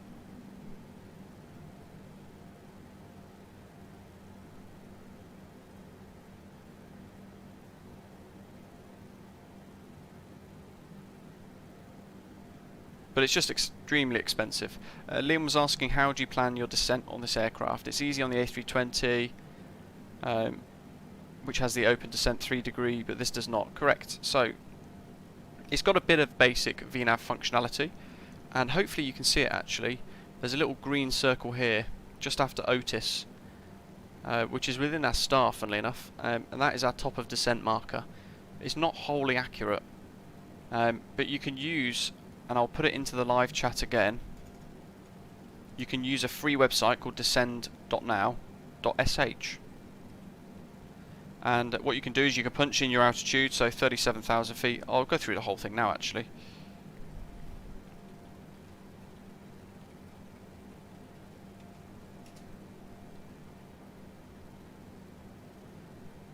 So within that, you can punch in your top of descent calculations. If I share with you Navigraph, and I can explain what goes into where as we go.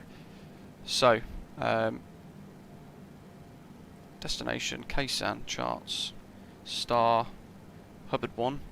We're flying in via LAX, and we're going to be at track of 118, down to Otis, HUBRD, and then you can see at Cardi, we have to be expecting at or below 15,000 feet. So, if we type in to that descend.now forecaster, we're at 37,000 feet at the moment, and we could type in, for example, 14,000 feet. We want a start speed of 290 knots, which is what we're at the moment, and an end speed of 290 knots as well, because we're still going to be above 10,000 feet. And we've got a wind, you can see on the nav display, we've got a wind component showing 53 knots tailwind.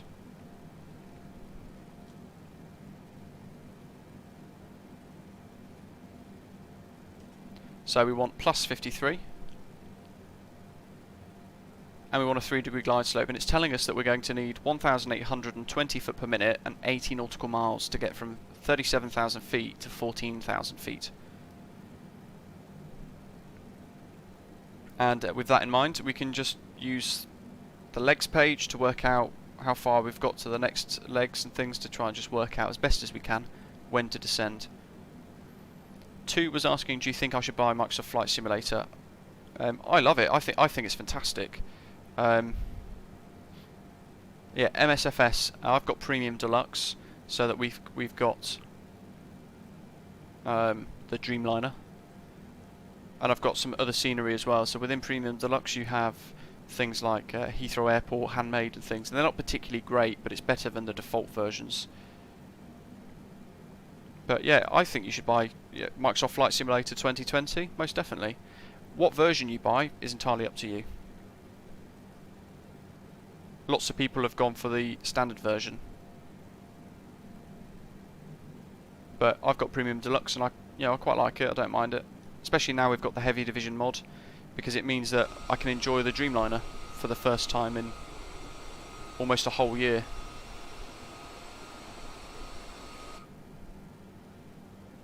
So Matt, you've missed the first giveaway, but we're working through the second giveaway at the moment, so you've got to make sure you hit subscribe down below, and then you've got to answer the question to win the ORBX gift. Which US state is San Diego in? So hit subscribe before you answer, and then with the correct answer, the Nightbot will find your entry basically and tick you on the list.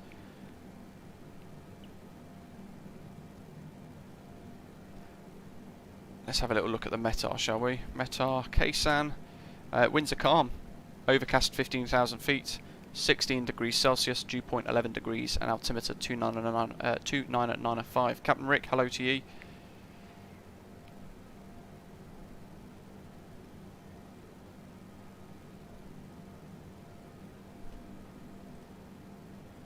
So we're planning for the RNAV Zulu. Runway 27 into San Diego. The more scenic of the two, because we're then flying in past the city as we make our way in. This is kind of one of the reasons why I've chose it today. Could be near Frankfurt, yeah.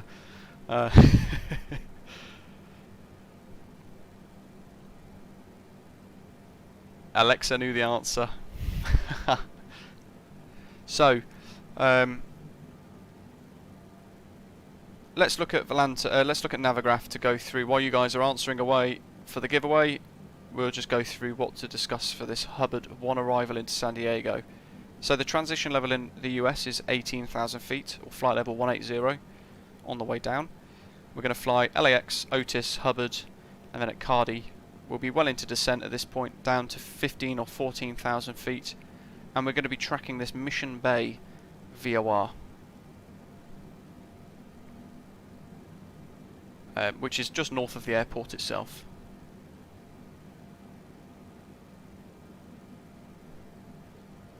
From Cardi we're going to head into Torrey, and you can see there, expect vectors to our final approach course.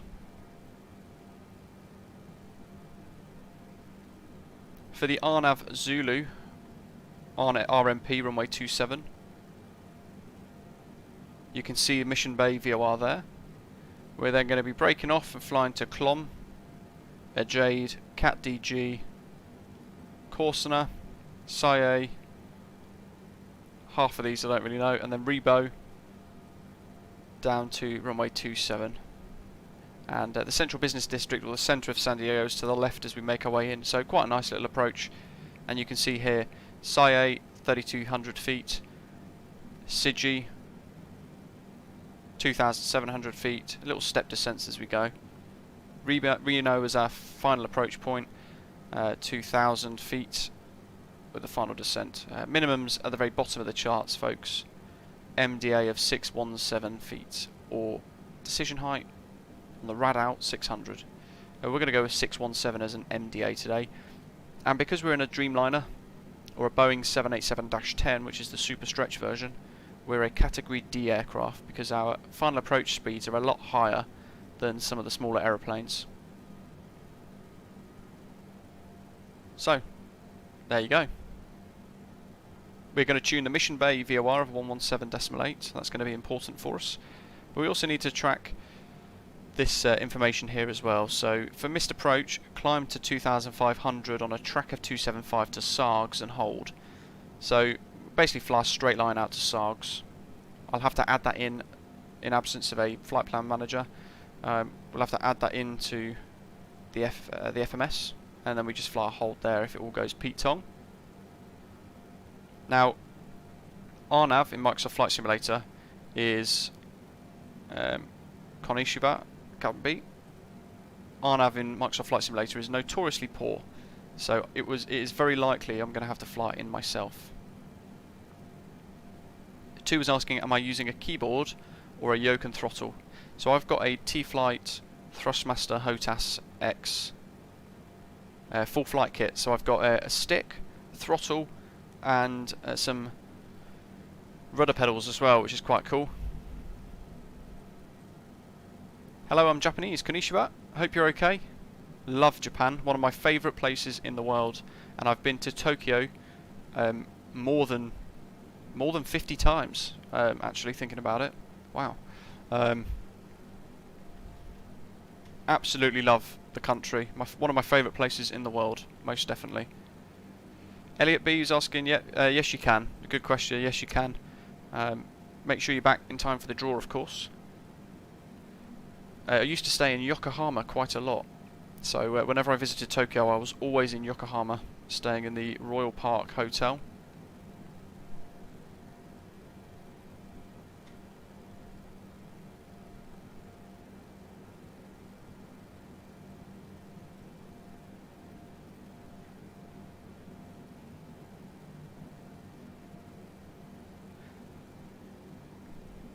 Loads of people entering the chat. How many entries have we got so far? Only 69 entries actually, so not too many, I've got to say.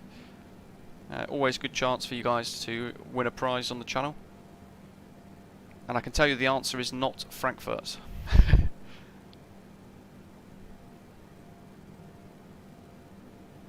Make sure you hit like while you're here as well. Theo lives in Yokohama. Wow, seriously?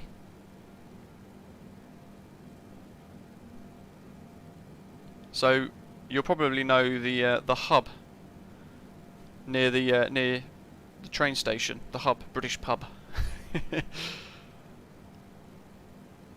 Used to go there every single time I was in Yokohama, but I absolutely love it.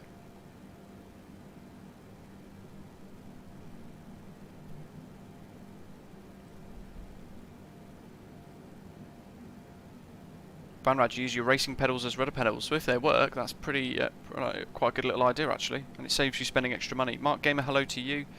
Bryant, what up? Hope you're okay. Tony's confirmed with ground control of runway 27 in use at San Diego. Perfect. We've got the scenic approach then, if that's the case. And we're almost at Santa Barbara actually. Santa Barbara, I should say, without rolling my words, is directly ahead on the nose. So quite cool.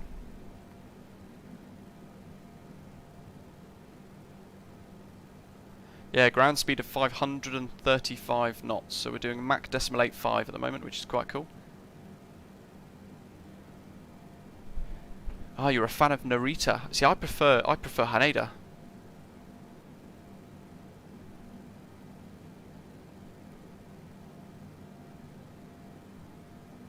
Raw Park is nice, yeah. We used to stay in the hotel in Raw Park, Yokohama Raw Park Hotel, and it's obviously a skyscraper, so we were 53, 54 floors up, and one or two times I'd wake up in the morning being shaken by a earthquake, but absolutely loved it.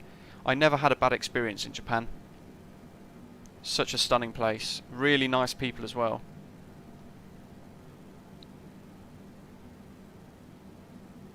Beeline pilot, I used to work for British Airways.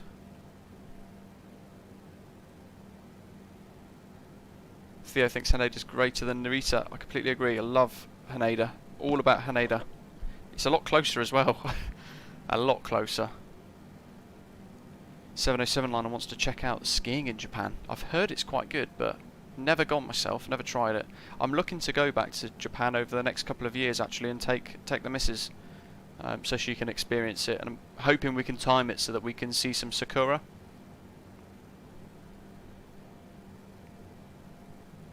David A's airborne from San Jose. Lovely. KSAN ground 123,900. Oops. Let's put that into the standby. Salmon, Narita is the way. No, it's a. Out of the two, I've flown out of both actually. I much prefer Haneda. Noah, who won the first giveaway? Christopher did. Christopher Levin. Second giveaway is underway, of course, at. On the most generous YouTube channel that you'll have ever watched. And this second giveaway, part of today's stream, is to win your choice of a product up to the value of 25 Australian dollars on ORBX Direct. And all you've got to do is click subscribe first, and then answer which US state is San Diego in. So pop your answer into the live chat. Please spell it correctly, otherwise the bot won't find it. And then you'll have you'll be in with a chance to win the second prize from today's stream. We've got 74 eligible users today for this second giveaway. I can tell I'm getting close to LAX because my sim is doing this little weird thing that it always does where it starts to hang ever so slightly. Otis in 160. So now I'm watching for top of descent. We've got about 80 miles or so to top of descent. Dont in Phoenix, hello to you. Hope you're okay. Van Raj, do I watch Formula 1? I used to years ago, but I haven't done for a little while actually, I've got to say. I've started watching MotoGP more than anything else. I find it more exciting. Theo, yeah, you're correct there. Narita is cheaper for the airlines, but more and more of them are heading into Haneda. I know British Airways now has completely moved to Haneda as well. Look at that. Beautiful. Great morning over the state, which is the answer to the giveaway, which I can't say. The second giveaway is going to run until we land and we get the engine shut down on stand in San Diego, by the way. And it won't be long, Theo, until we're speaking to you at Limburg ground. El Pepino, hello. Slavin, I've missed it. It sounds like Formula 1's got exciting again today then.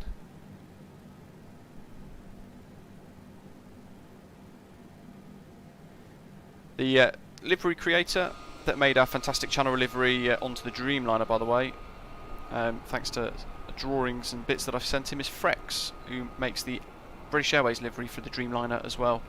So he's been really kind and helped bring my livery to the Dreamliner for when we use it on whenever we use it with the Heavy Division mod.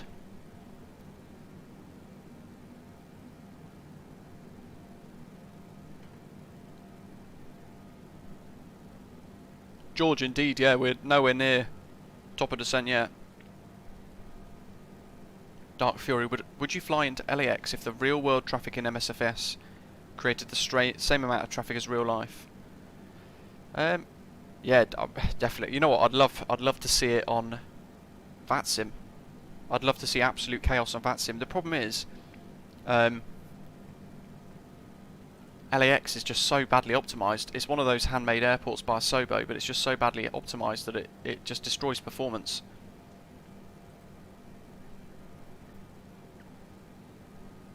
And as George is saying, we were discussing it a little bit earlier on actually, so you may have missed it, but we need about 80 miles for our top of descent to meet the constraint at Cardi, which is around about LAX.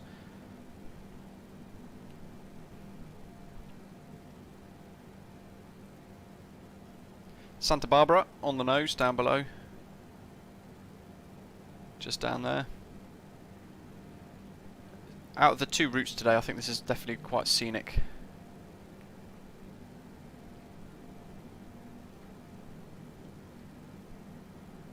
Theo, with chaos on May the 15th, ZLA is getting a 200 flight event. Good grief.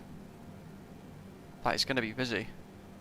I love it when VATSIM comes alive though and it gets as busy as that. And it just shows how fantastic the network is. It's like whenever we do the Birmingham ground control sessions for you guys to tune in and maybe do your first ever flight on VATSIM, beat those nerves. We handle more traffic out of Birmingham on those streams than Gatwick, Manchester and Heathrow, which is insane, but absolutely love doing it.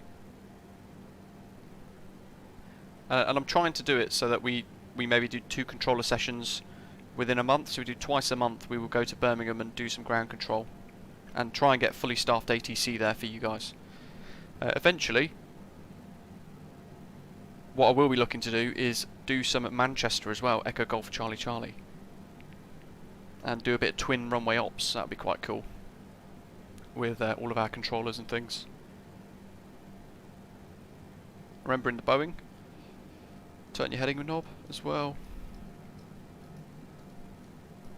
That tailwind's died down a bit. We've got 34 knot tailwind now, pushing us along. We've had a tailwind all the way actually. And we've got the bank angle set to auto.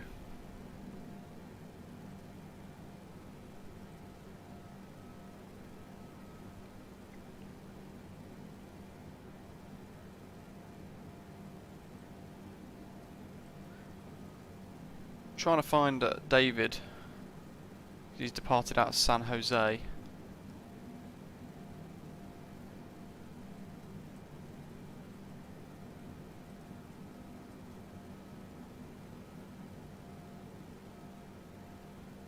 Ah, I can see David out of San Fran. He's just passing Santa Maria. And there we go, Osprey 414, San Jose to San Diego. Put your foot down. Miles behind.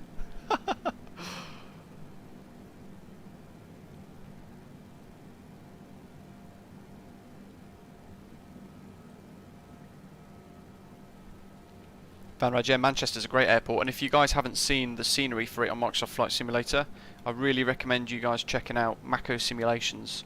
They've made some of the best scenery I've ever seen from Microsoft Flight Simulator, actually.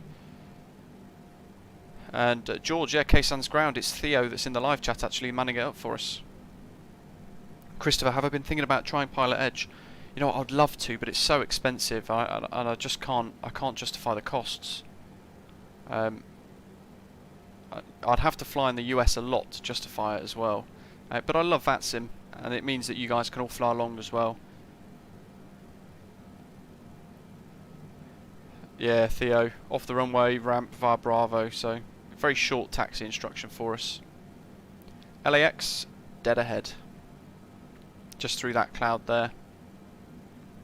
I've driven a Chevrolet Camaro SS all the way around this these hills here, Mulholland Drive, round to Malibu, and then down the Ocean Coast Road all the way down back to Santa Monica. And it's a great little journey for a road trip.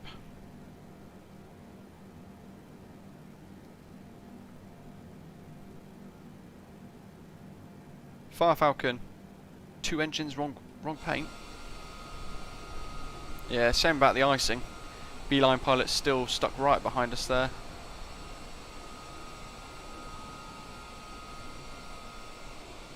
And here comes Los Angeles. I'm gonna have to monitor this for top of descent, of course.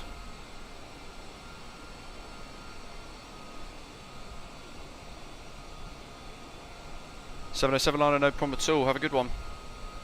Dylan's starting his way down already as well. Nice stuff. Dark Fury. The new jetways that Mako updated for EGCC look awesome, yeah, and they've been in Birmingham for a little while longer actually, and they are very, very good, and always working on improving them as well. Manchester's pretty much done now, it's version 2 I think, but absolutely stunning work by Max at Mako Simulations. How are we doing? Not long now. Let's tune. We're still a bit far away. Yeah, about 25 minutes behind us, David.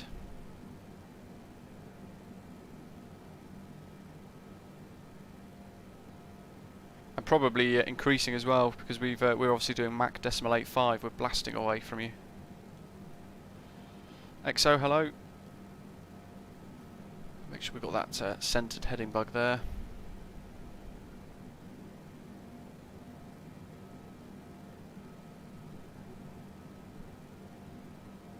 Yeah, Dylan, so 80 miles to Cardi.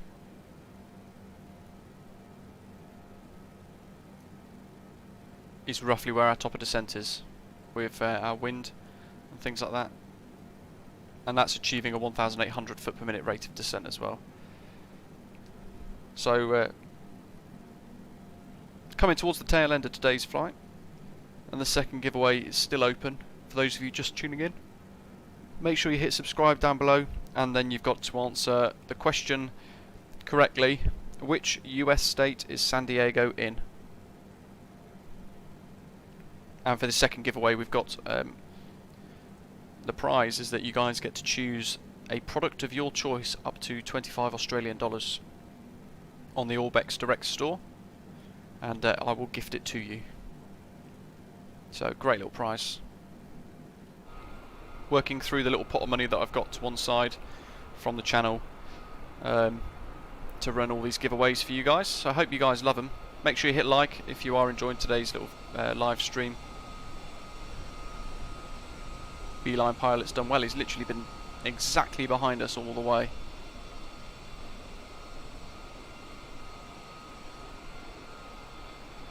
Kappa, hello. Hope you're okay.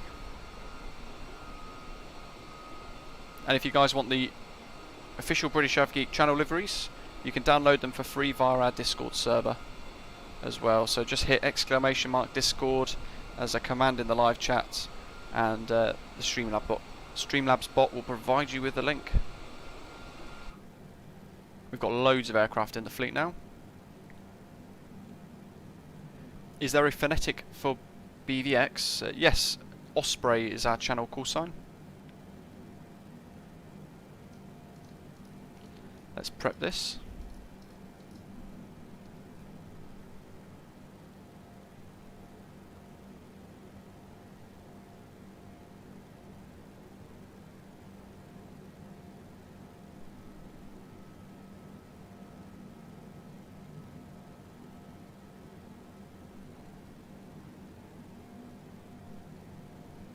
Kappa, I'm very well, thank you.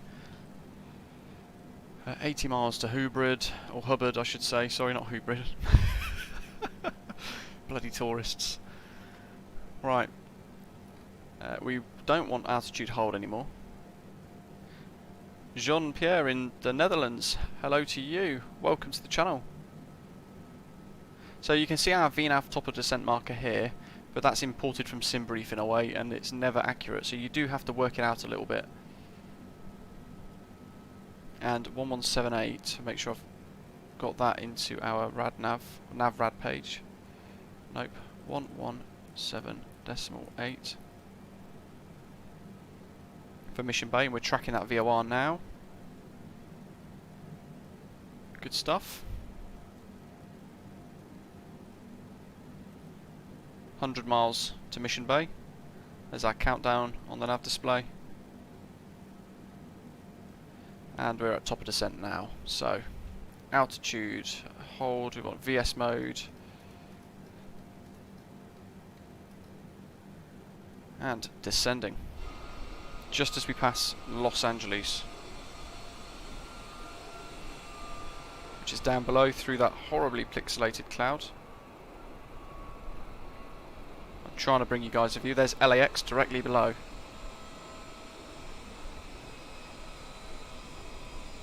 Oh, it's weird how it's pixelated those so much. There's LAX as we're turning up above it.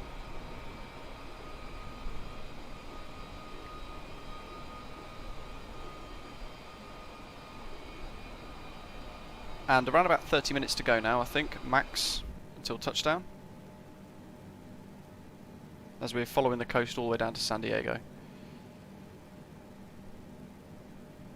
We've got the green arrow on the nav display, which is tracking us, so it's giving us a dead reckoning direction. Oops, wrong button. What did we want? 13,000. It's giving us a dead heading all the way to that Mission Bay VOR.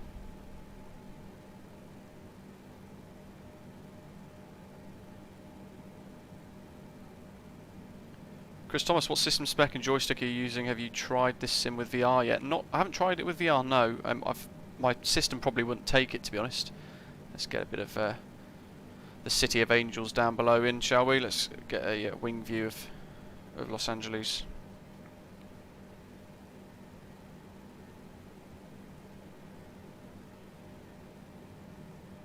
Spec-wise, if you check the live chat, I'll just get the bot to answer that question for you.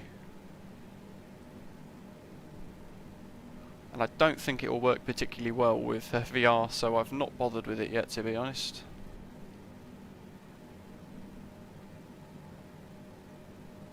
Abdul, the stable version doesn't really add very much at all, that's probably why. MMG, yeah, the tailwind. We've had a tailwind all the way, actually, and it's probably shaved quite a few minutes off our flight time today.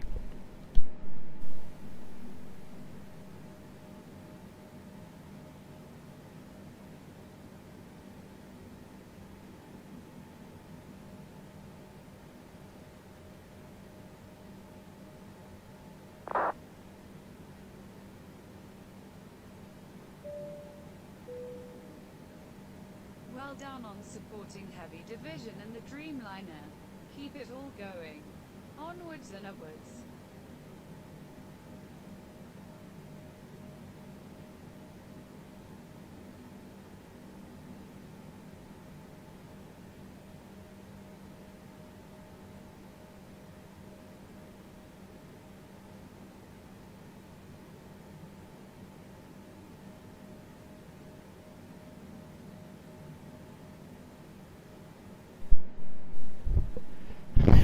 Chris, I thought I recognised the name, and just wasn't sure, you know. Common name. Look at the graphics down there, great. In fact, that might be Long Beach there. I've stayed there quite a lot.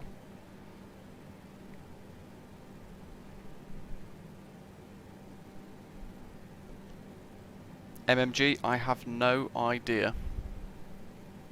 Agent Smith's asking what joystick that I currently use. I've got a T-Flight HOTAS X, a full flight kit, so throttle, stick and rudder pedals as well. Quite a cheap setup, to be fair. How are we doing here? Cardian 40.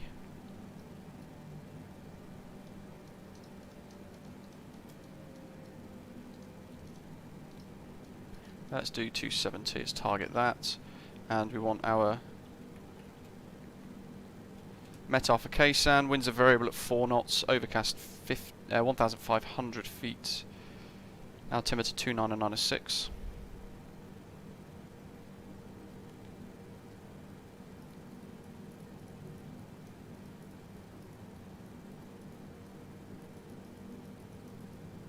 29906. We've got that prepped. Oops, my bad. We can't change that. That's linked though intrinsically, I think. We're going to need more. That banana's not giving us much help. So we're going to increase our rate of descent a bit more. Let's just revisit these charts. HUBRD, we have to be at or below 15,000 at that point. So if I work for RNAV Zulu, I'm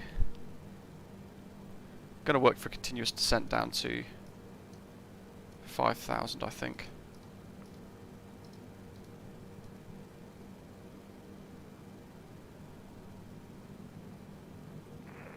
Fire Falcon and anti-ice is on. Osprey 528. Osprey 528, Osprey Charlie, have you on TCAS? You're about 3,000 feet below now, just there. Daniel, is this the best mod? I don't currently have you inside it. Personal preference, really. It all depends what you guys want out of your mods. I think it's great in the sense that, you know, you have to excuse the bad camera angles there. We had a pretty terrible Asobo default 787, but Heavy Division have now added it in. Beeline Pilot's almost going to overtake, look, above. And they've done a lot of work in improving the aeroplane, so it's really quite good. Make sure you enter the giveaway, folks. Charlie, we're toe level by the looks of it now. You're right behind me.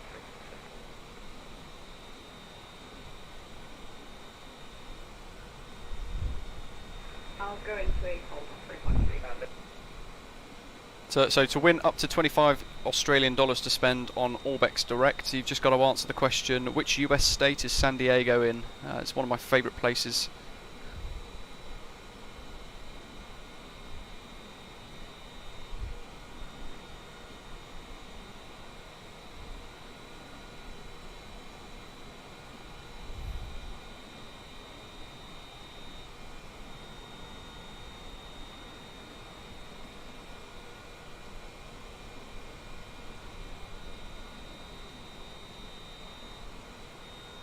MMG. Honestly really enjoyed the CRJ flight a couple of days ago, not seen it, flown it in a while. Yeah, really nice actually. I'd kind of missed flying the CRJ, I've got to say. We're going to have to keep working that descent. What are we, 80? Not too far to Cardi.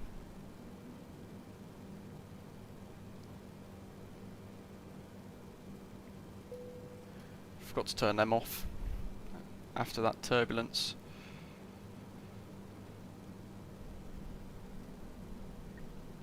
Let's come out of standard pressure now as well. Duta, hello to you.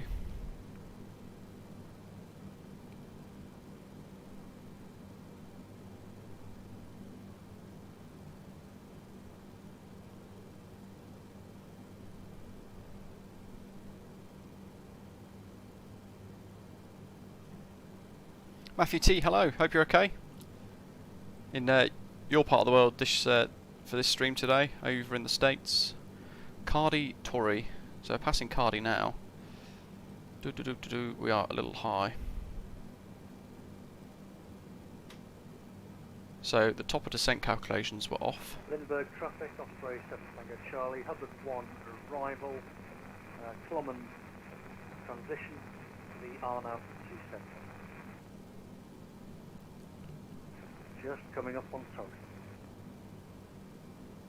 San Diego traffic, Osprey 165 Heavy is passing Cardi, inbound Torrey on the HUBRD 1 arrival, expecting RNAV Zulu runway 27. MMG, I loved those short island little hops in the CRJ, really put it to its test, didn't we? Put it through its paces there. Passing Cardi now, we're a little bit quicker than I would have liked. Let's come on, speed brake. Out we go. Start to smash a bit of drag on the airframe, shall we? That'll slow us down.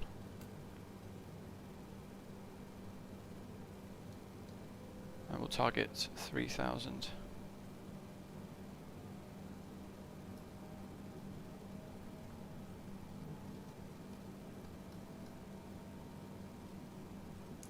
Let's turn these on now, a little early. I feel like I've made this a little bit busy. The Dreamliner is more... Diego, hello. Dreamliner is more slippery as well. Go on the procedure, you'll be fine. San Diego approach, Air Canada 496, passing 57160, passing Cardi.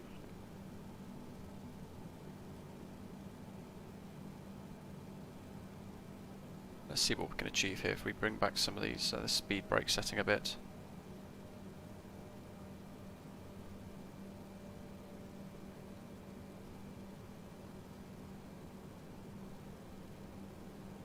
Alberto, hello.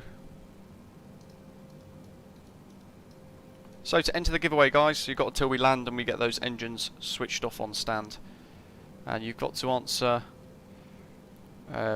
click subscribe first, and then you've got to answer the following question. Which US state in San Diego is San Diego in? Which US state is San Diego in?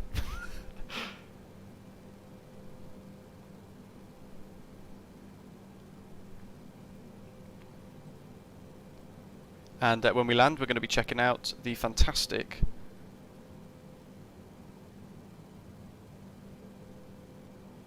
LatinVFR San Diego scenery. RNAV Zulu.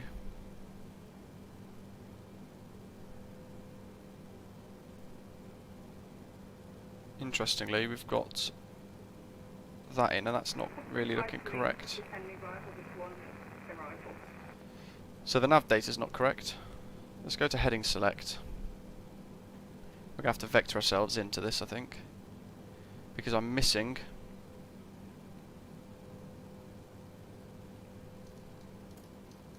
San Diego traffic. Character in the 1440 heavy. Final approach. 15-mile final. Runway 27. There's San Diego. There's the CBD that we're going to be flying past, and the airport is just under that cloud there.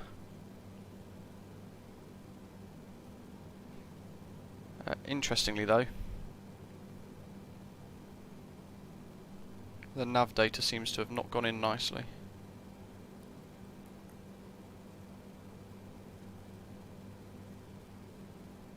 HUBRD 1 LAX, so runway 27.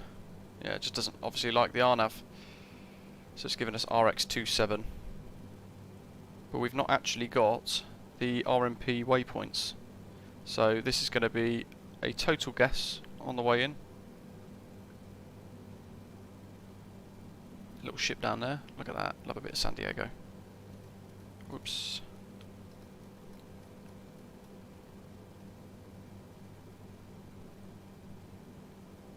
So coming up to Mission Bay. Let's get rid of those speed brakes. Beeline pilot's slowed right down behind. San Diego traffic. I carry on 1440. 7-mile final. Runway 27. So it's effectively going to be a visual approach for us then, because the RNAV stuff is broken in our nav display, as you guys can see here. Let's brake at Mission Bay now, roughly, so turning. Come on, a bit quicker. 09. San Diego traffic, Osprey 165 heavy, passing Mission Bay, inbound for the RNAV, Zulu runway 27. We'll report on finals.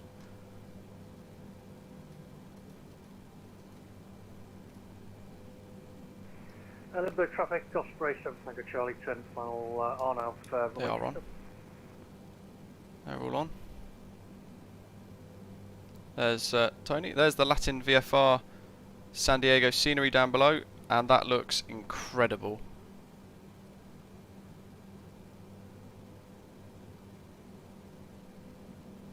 There's Tony on finals.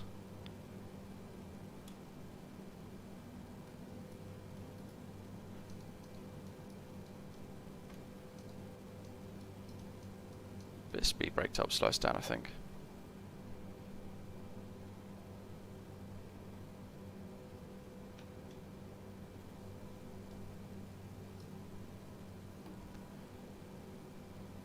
Flaps 5. Let's see, we'll do 200.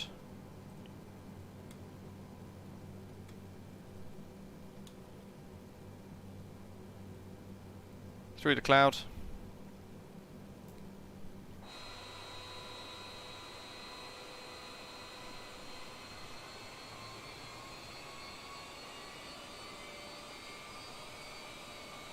Yeah, we could do. Get a little wing view there.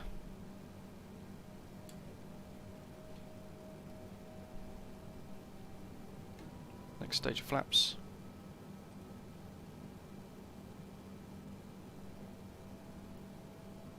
And again, yeah, you guys might get issues with the aeroplane. You know what I did forget?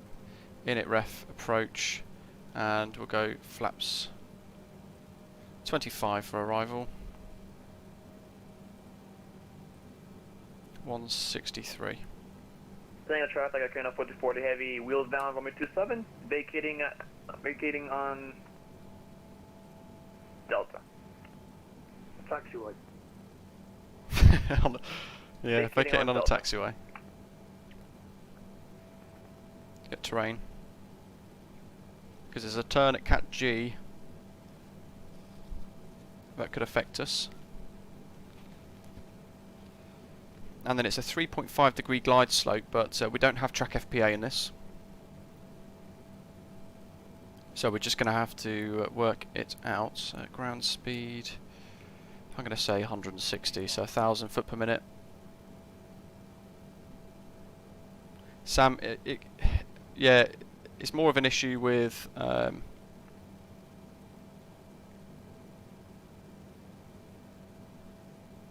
it's more of an issue with the actual aircraft itself. Or the way the sim brief importation goes on, actually, I guess. There's Beeline Pilot behind. I'd love to know, he's obviously got his nav data working okay.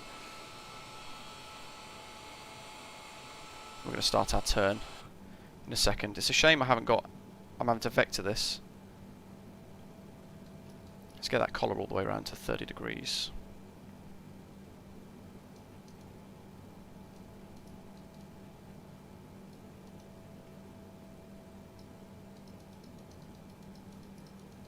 Turning. Flaps 17. This is one thing I'd like them to improve, making this spin quicker. Yeah, we'll target RX-27.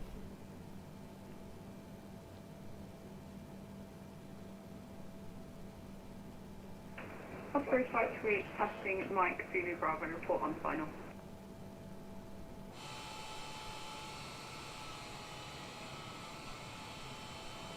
Beeline Pilot, good grief.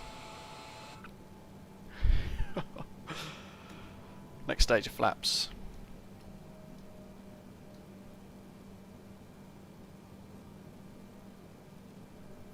Let's keep it turning. Oops.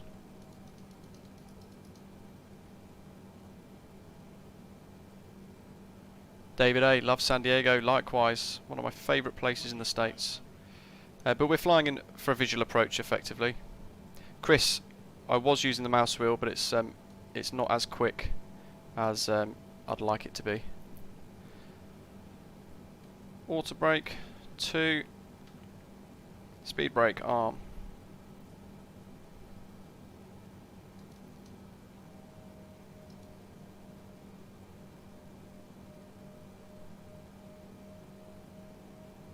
Got track of 275 for the runway.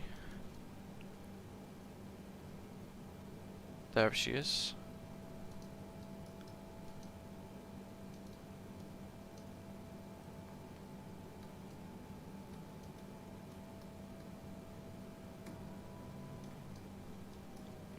San Diego traffic, Osprey 165 heavy, finals RMP 27.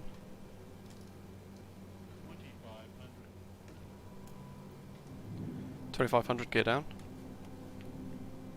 I love how this nav data's wrong for us for our arrival. One stage of flaps left.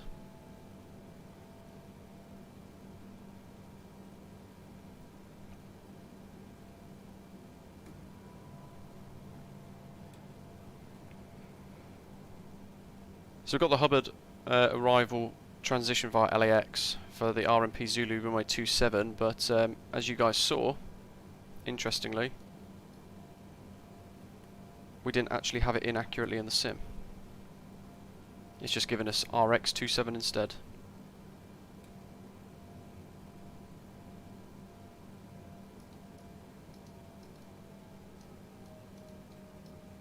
Oops, 163. I'll take that.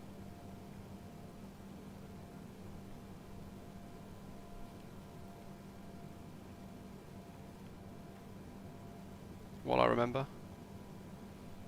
Start recording the approach as well.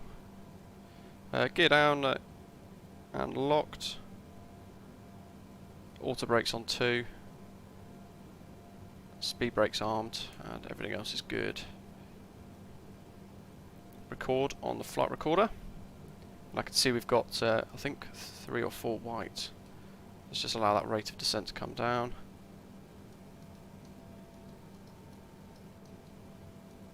Seven 3.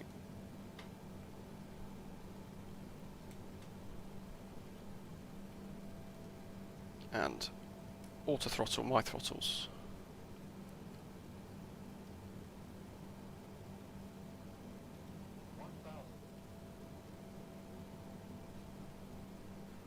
Much easier if we had a working RNAV approach for this. And I've got to ignore the flight director, I'm looking at the runway.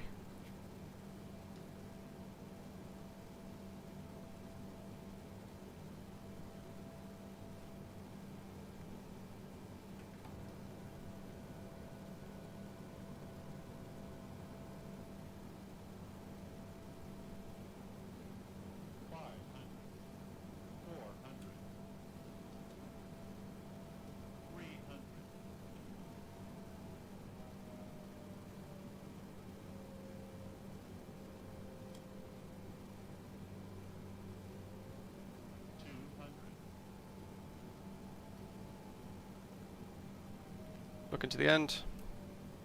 100, 50, 40, 30, 20, 10. Reverse. Ooh. I think we hit a bump in the runway.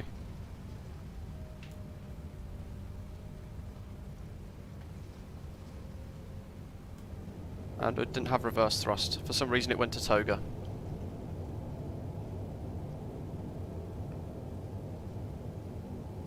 So there we go. Fix that, thank goodness. So last couple of minutes then, until we get on stand to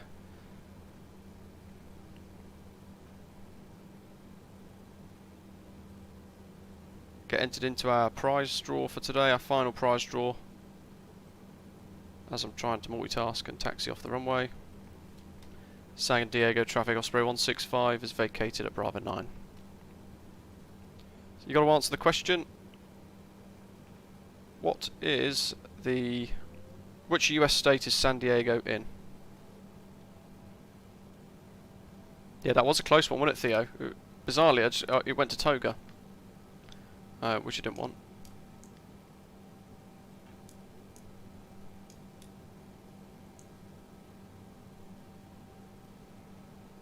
Limbo ground, hello, Osprey 165 heavy, vacated at Bravo 9, request taxi to the gates. Osprey 165, welcome to San Diego, taxi to ramp via Bravo. Apologies, Osprey 165, say again. Osprey 165, taxi to the ramp via Bravo. Roger, thank you, taxi to the ramp via Bravo, Osprey 165.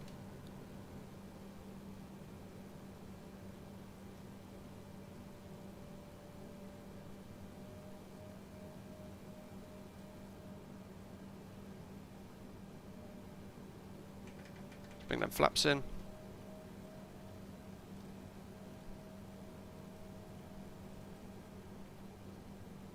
He's just down.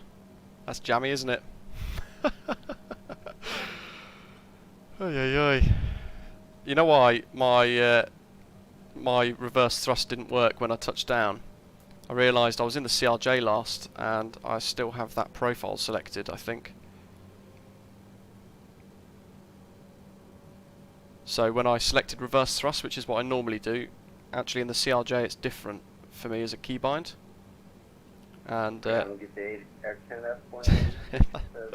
that's why we had our problems. Whoops. Anyway, we're down with max braking. This LatinVFR San Diego looks absolutely fantastic, doesn't it?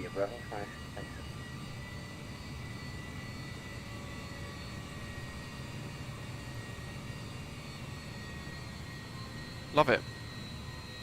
Eager One, hello. Great scenery. Just got to find a... oh, Theo. That's annoying. Just got to find a stand that we're going to fit on. 26. Guess we're just going to go next to this Air Canada. All the other ramps look tiny. Yeah, Theo, sad times. Most of us are in, aren't we? Auto brakes onto disarm, so off. Good to know the max reverse stuff works. AP gen on. So for that you want to turn the aft. Yes, that killed the engine. That's interesting. There's this bug at the moment with the APU, so I was just trying out something different to see if there was a better workaround, and we just killed an engine. But oh well, we've still got one.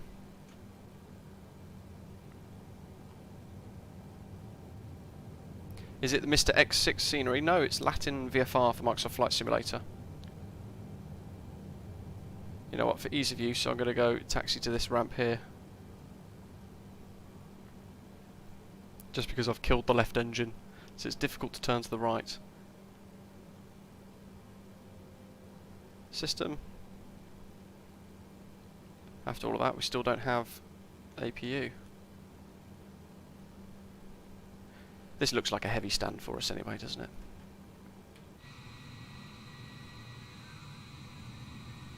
And we're spreading out all over San Diego, so it's looking cool. Yeah, who else have we got to land? This scenery, wow. Even the boats. We're going to check this out in a second. I'm going to give an extra minute or so for those of you who haven't yet entered. Make sure you hit subscribe. And you want to answer the question, which US state is San Diego in? This scenery, by the way, is LatinVFR's scenery for Microsoft Flight Simulator. San Diego. It is stunning. We're going to have a good little look around.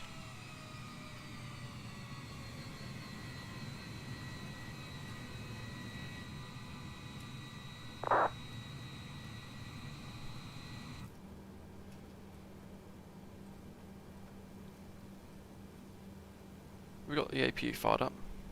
No. This is the other annoying bug that it does. Let's close that. I think then we can start the APU. Yes.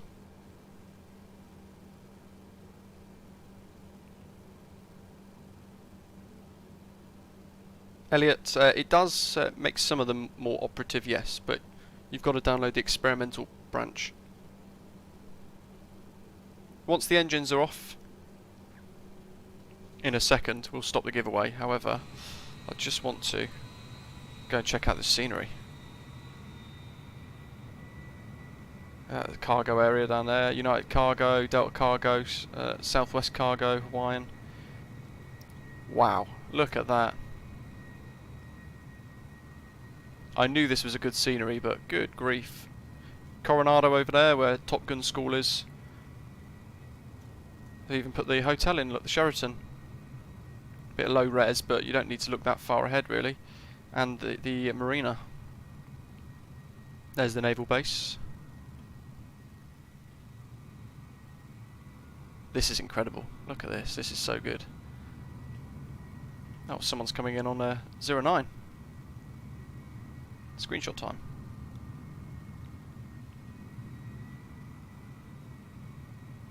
There's a confused Air Canada at VATSIM above San Diego with an Istanbul to Gatwick flight plan. Brilliant.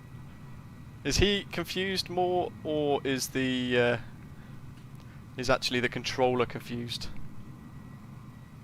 Screenshot. Okay, I think that'll do. I really highly recommend this scenery. This is stunning.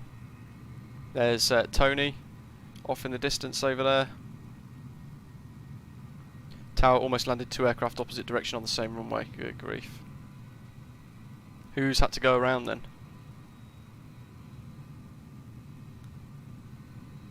I love this scenery. Obviously there's some statics, so we can see some southwest dotted about, but I don't mind that too much in the grand scheme of things. And it looks absolutely fantastic. Tony's waving.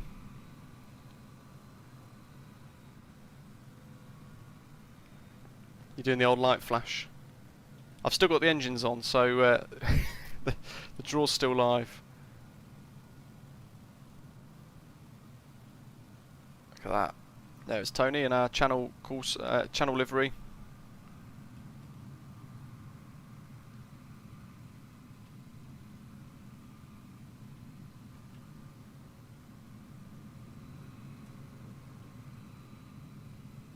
There we are. Huge aeroplane, isn't it? So, we'll do the giveaway, and then what we'll do, I've got the flight recorder app started. So actually, we need to start the engines again. Actually, no, we can't do that because then it won't be fair for the giveaway. So let's kill both the engines. And the giveaway draw is closed. Beeline, that's no problem at all. It was more of a problem I had with my configuration not working properly. We're at C3, traffic 3, turn off, and looks like we need to go to gate 7 on the other side. So, good luck to everybody that's entered this second giveaway. Make sure you hit like while you're here as well, folks, if you've been watching along. Turn to left on Charlie, taxi down to Charlie 6, hold your runway 27. And I hope you've enjoyed the stream so far. So, let's see, we've got 91 eligible entries again for this today. And the winner for the ORBX gift is Daniel Upstone. Congratulations. Charlie 6, oh, roger that. American 305.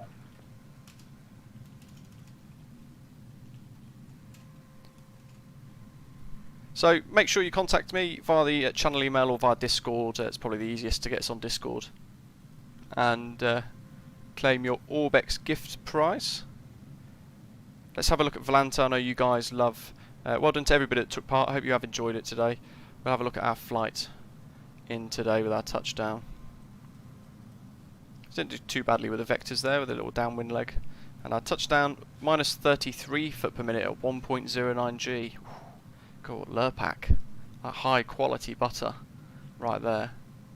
There you go, proof in the pudding. Landing G-force of, on the left it says 0.99 G.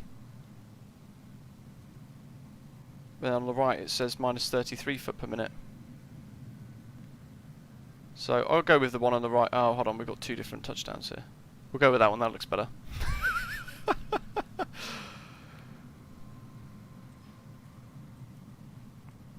So yeah, not bad. There's our Volanta, proof of touchdown, I guess. San Diego ground, you did see a left turn. And we had some great scenery on the way down. We had an amazing sunset out of Vancouver as well, with some great FSimStudios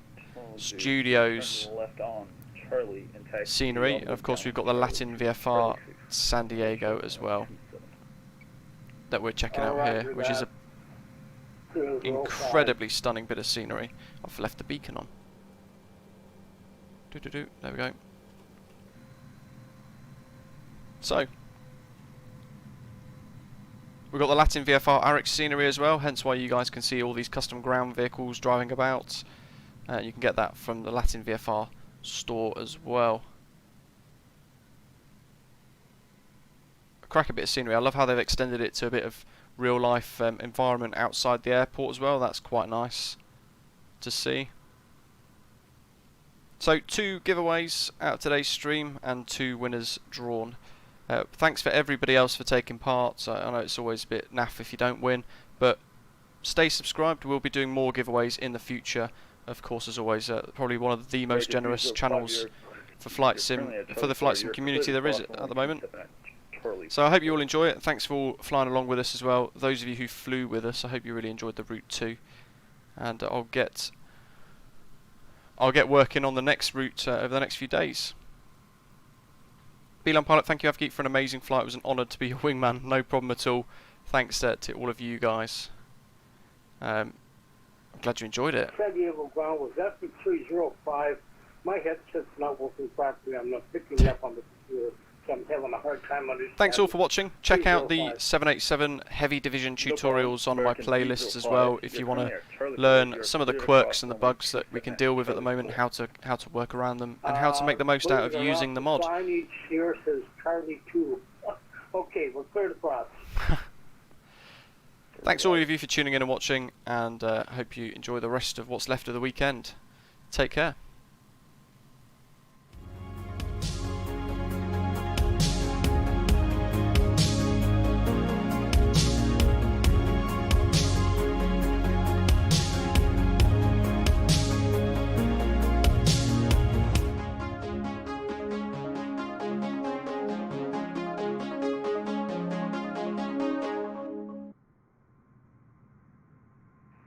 Go on the left turn here on Bravo. Negative. Right turn on Bravo to the right. All right, turn on Bravo 305. Roger.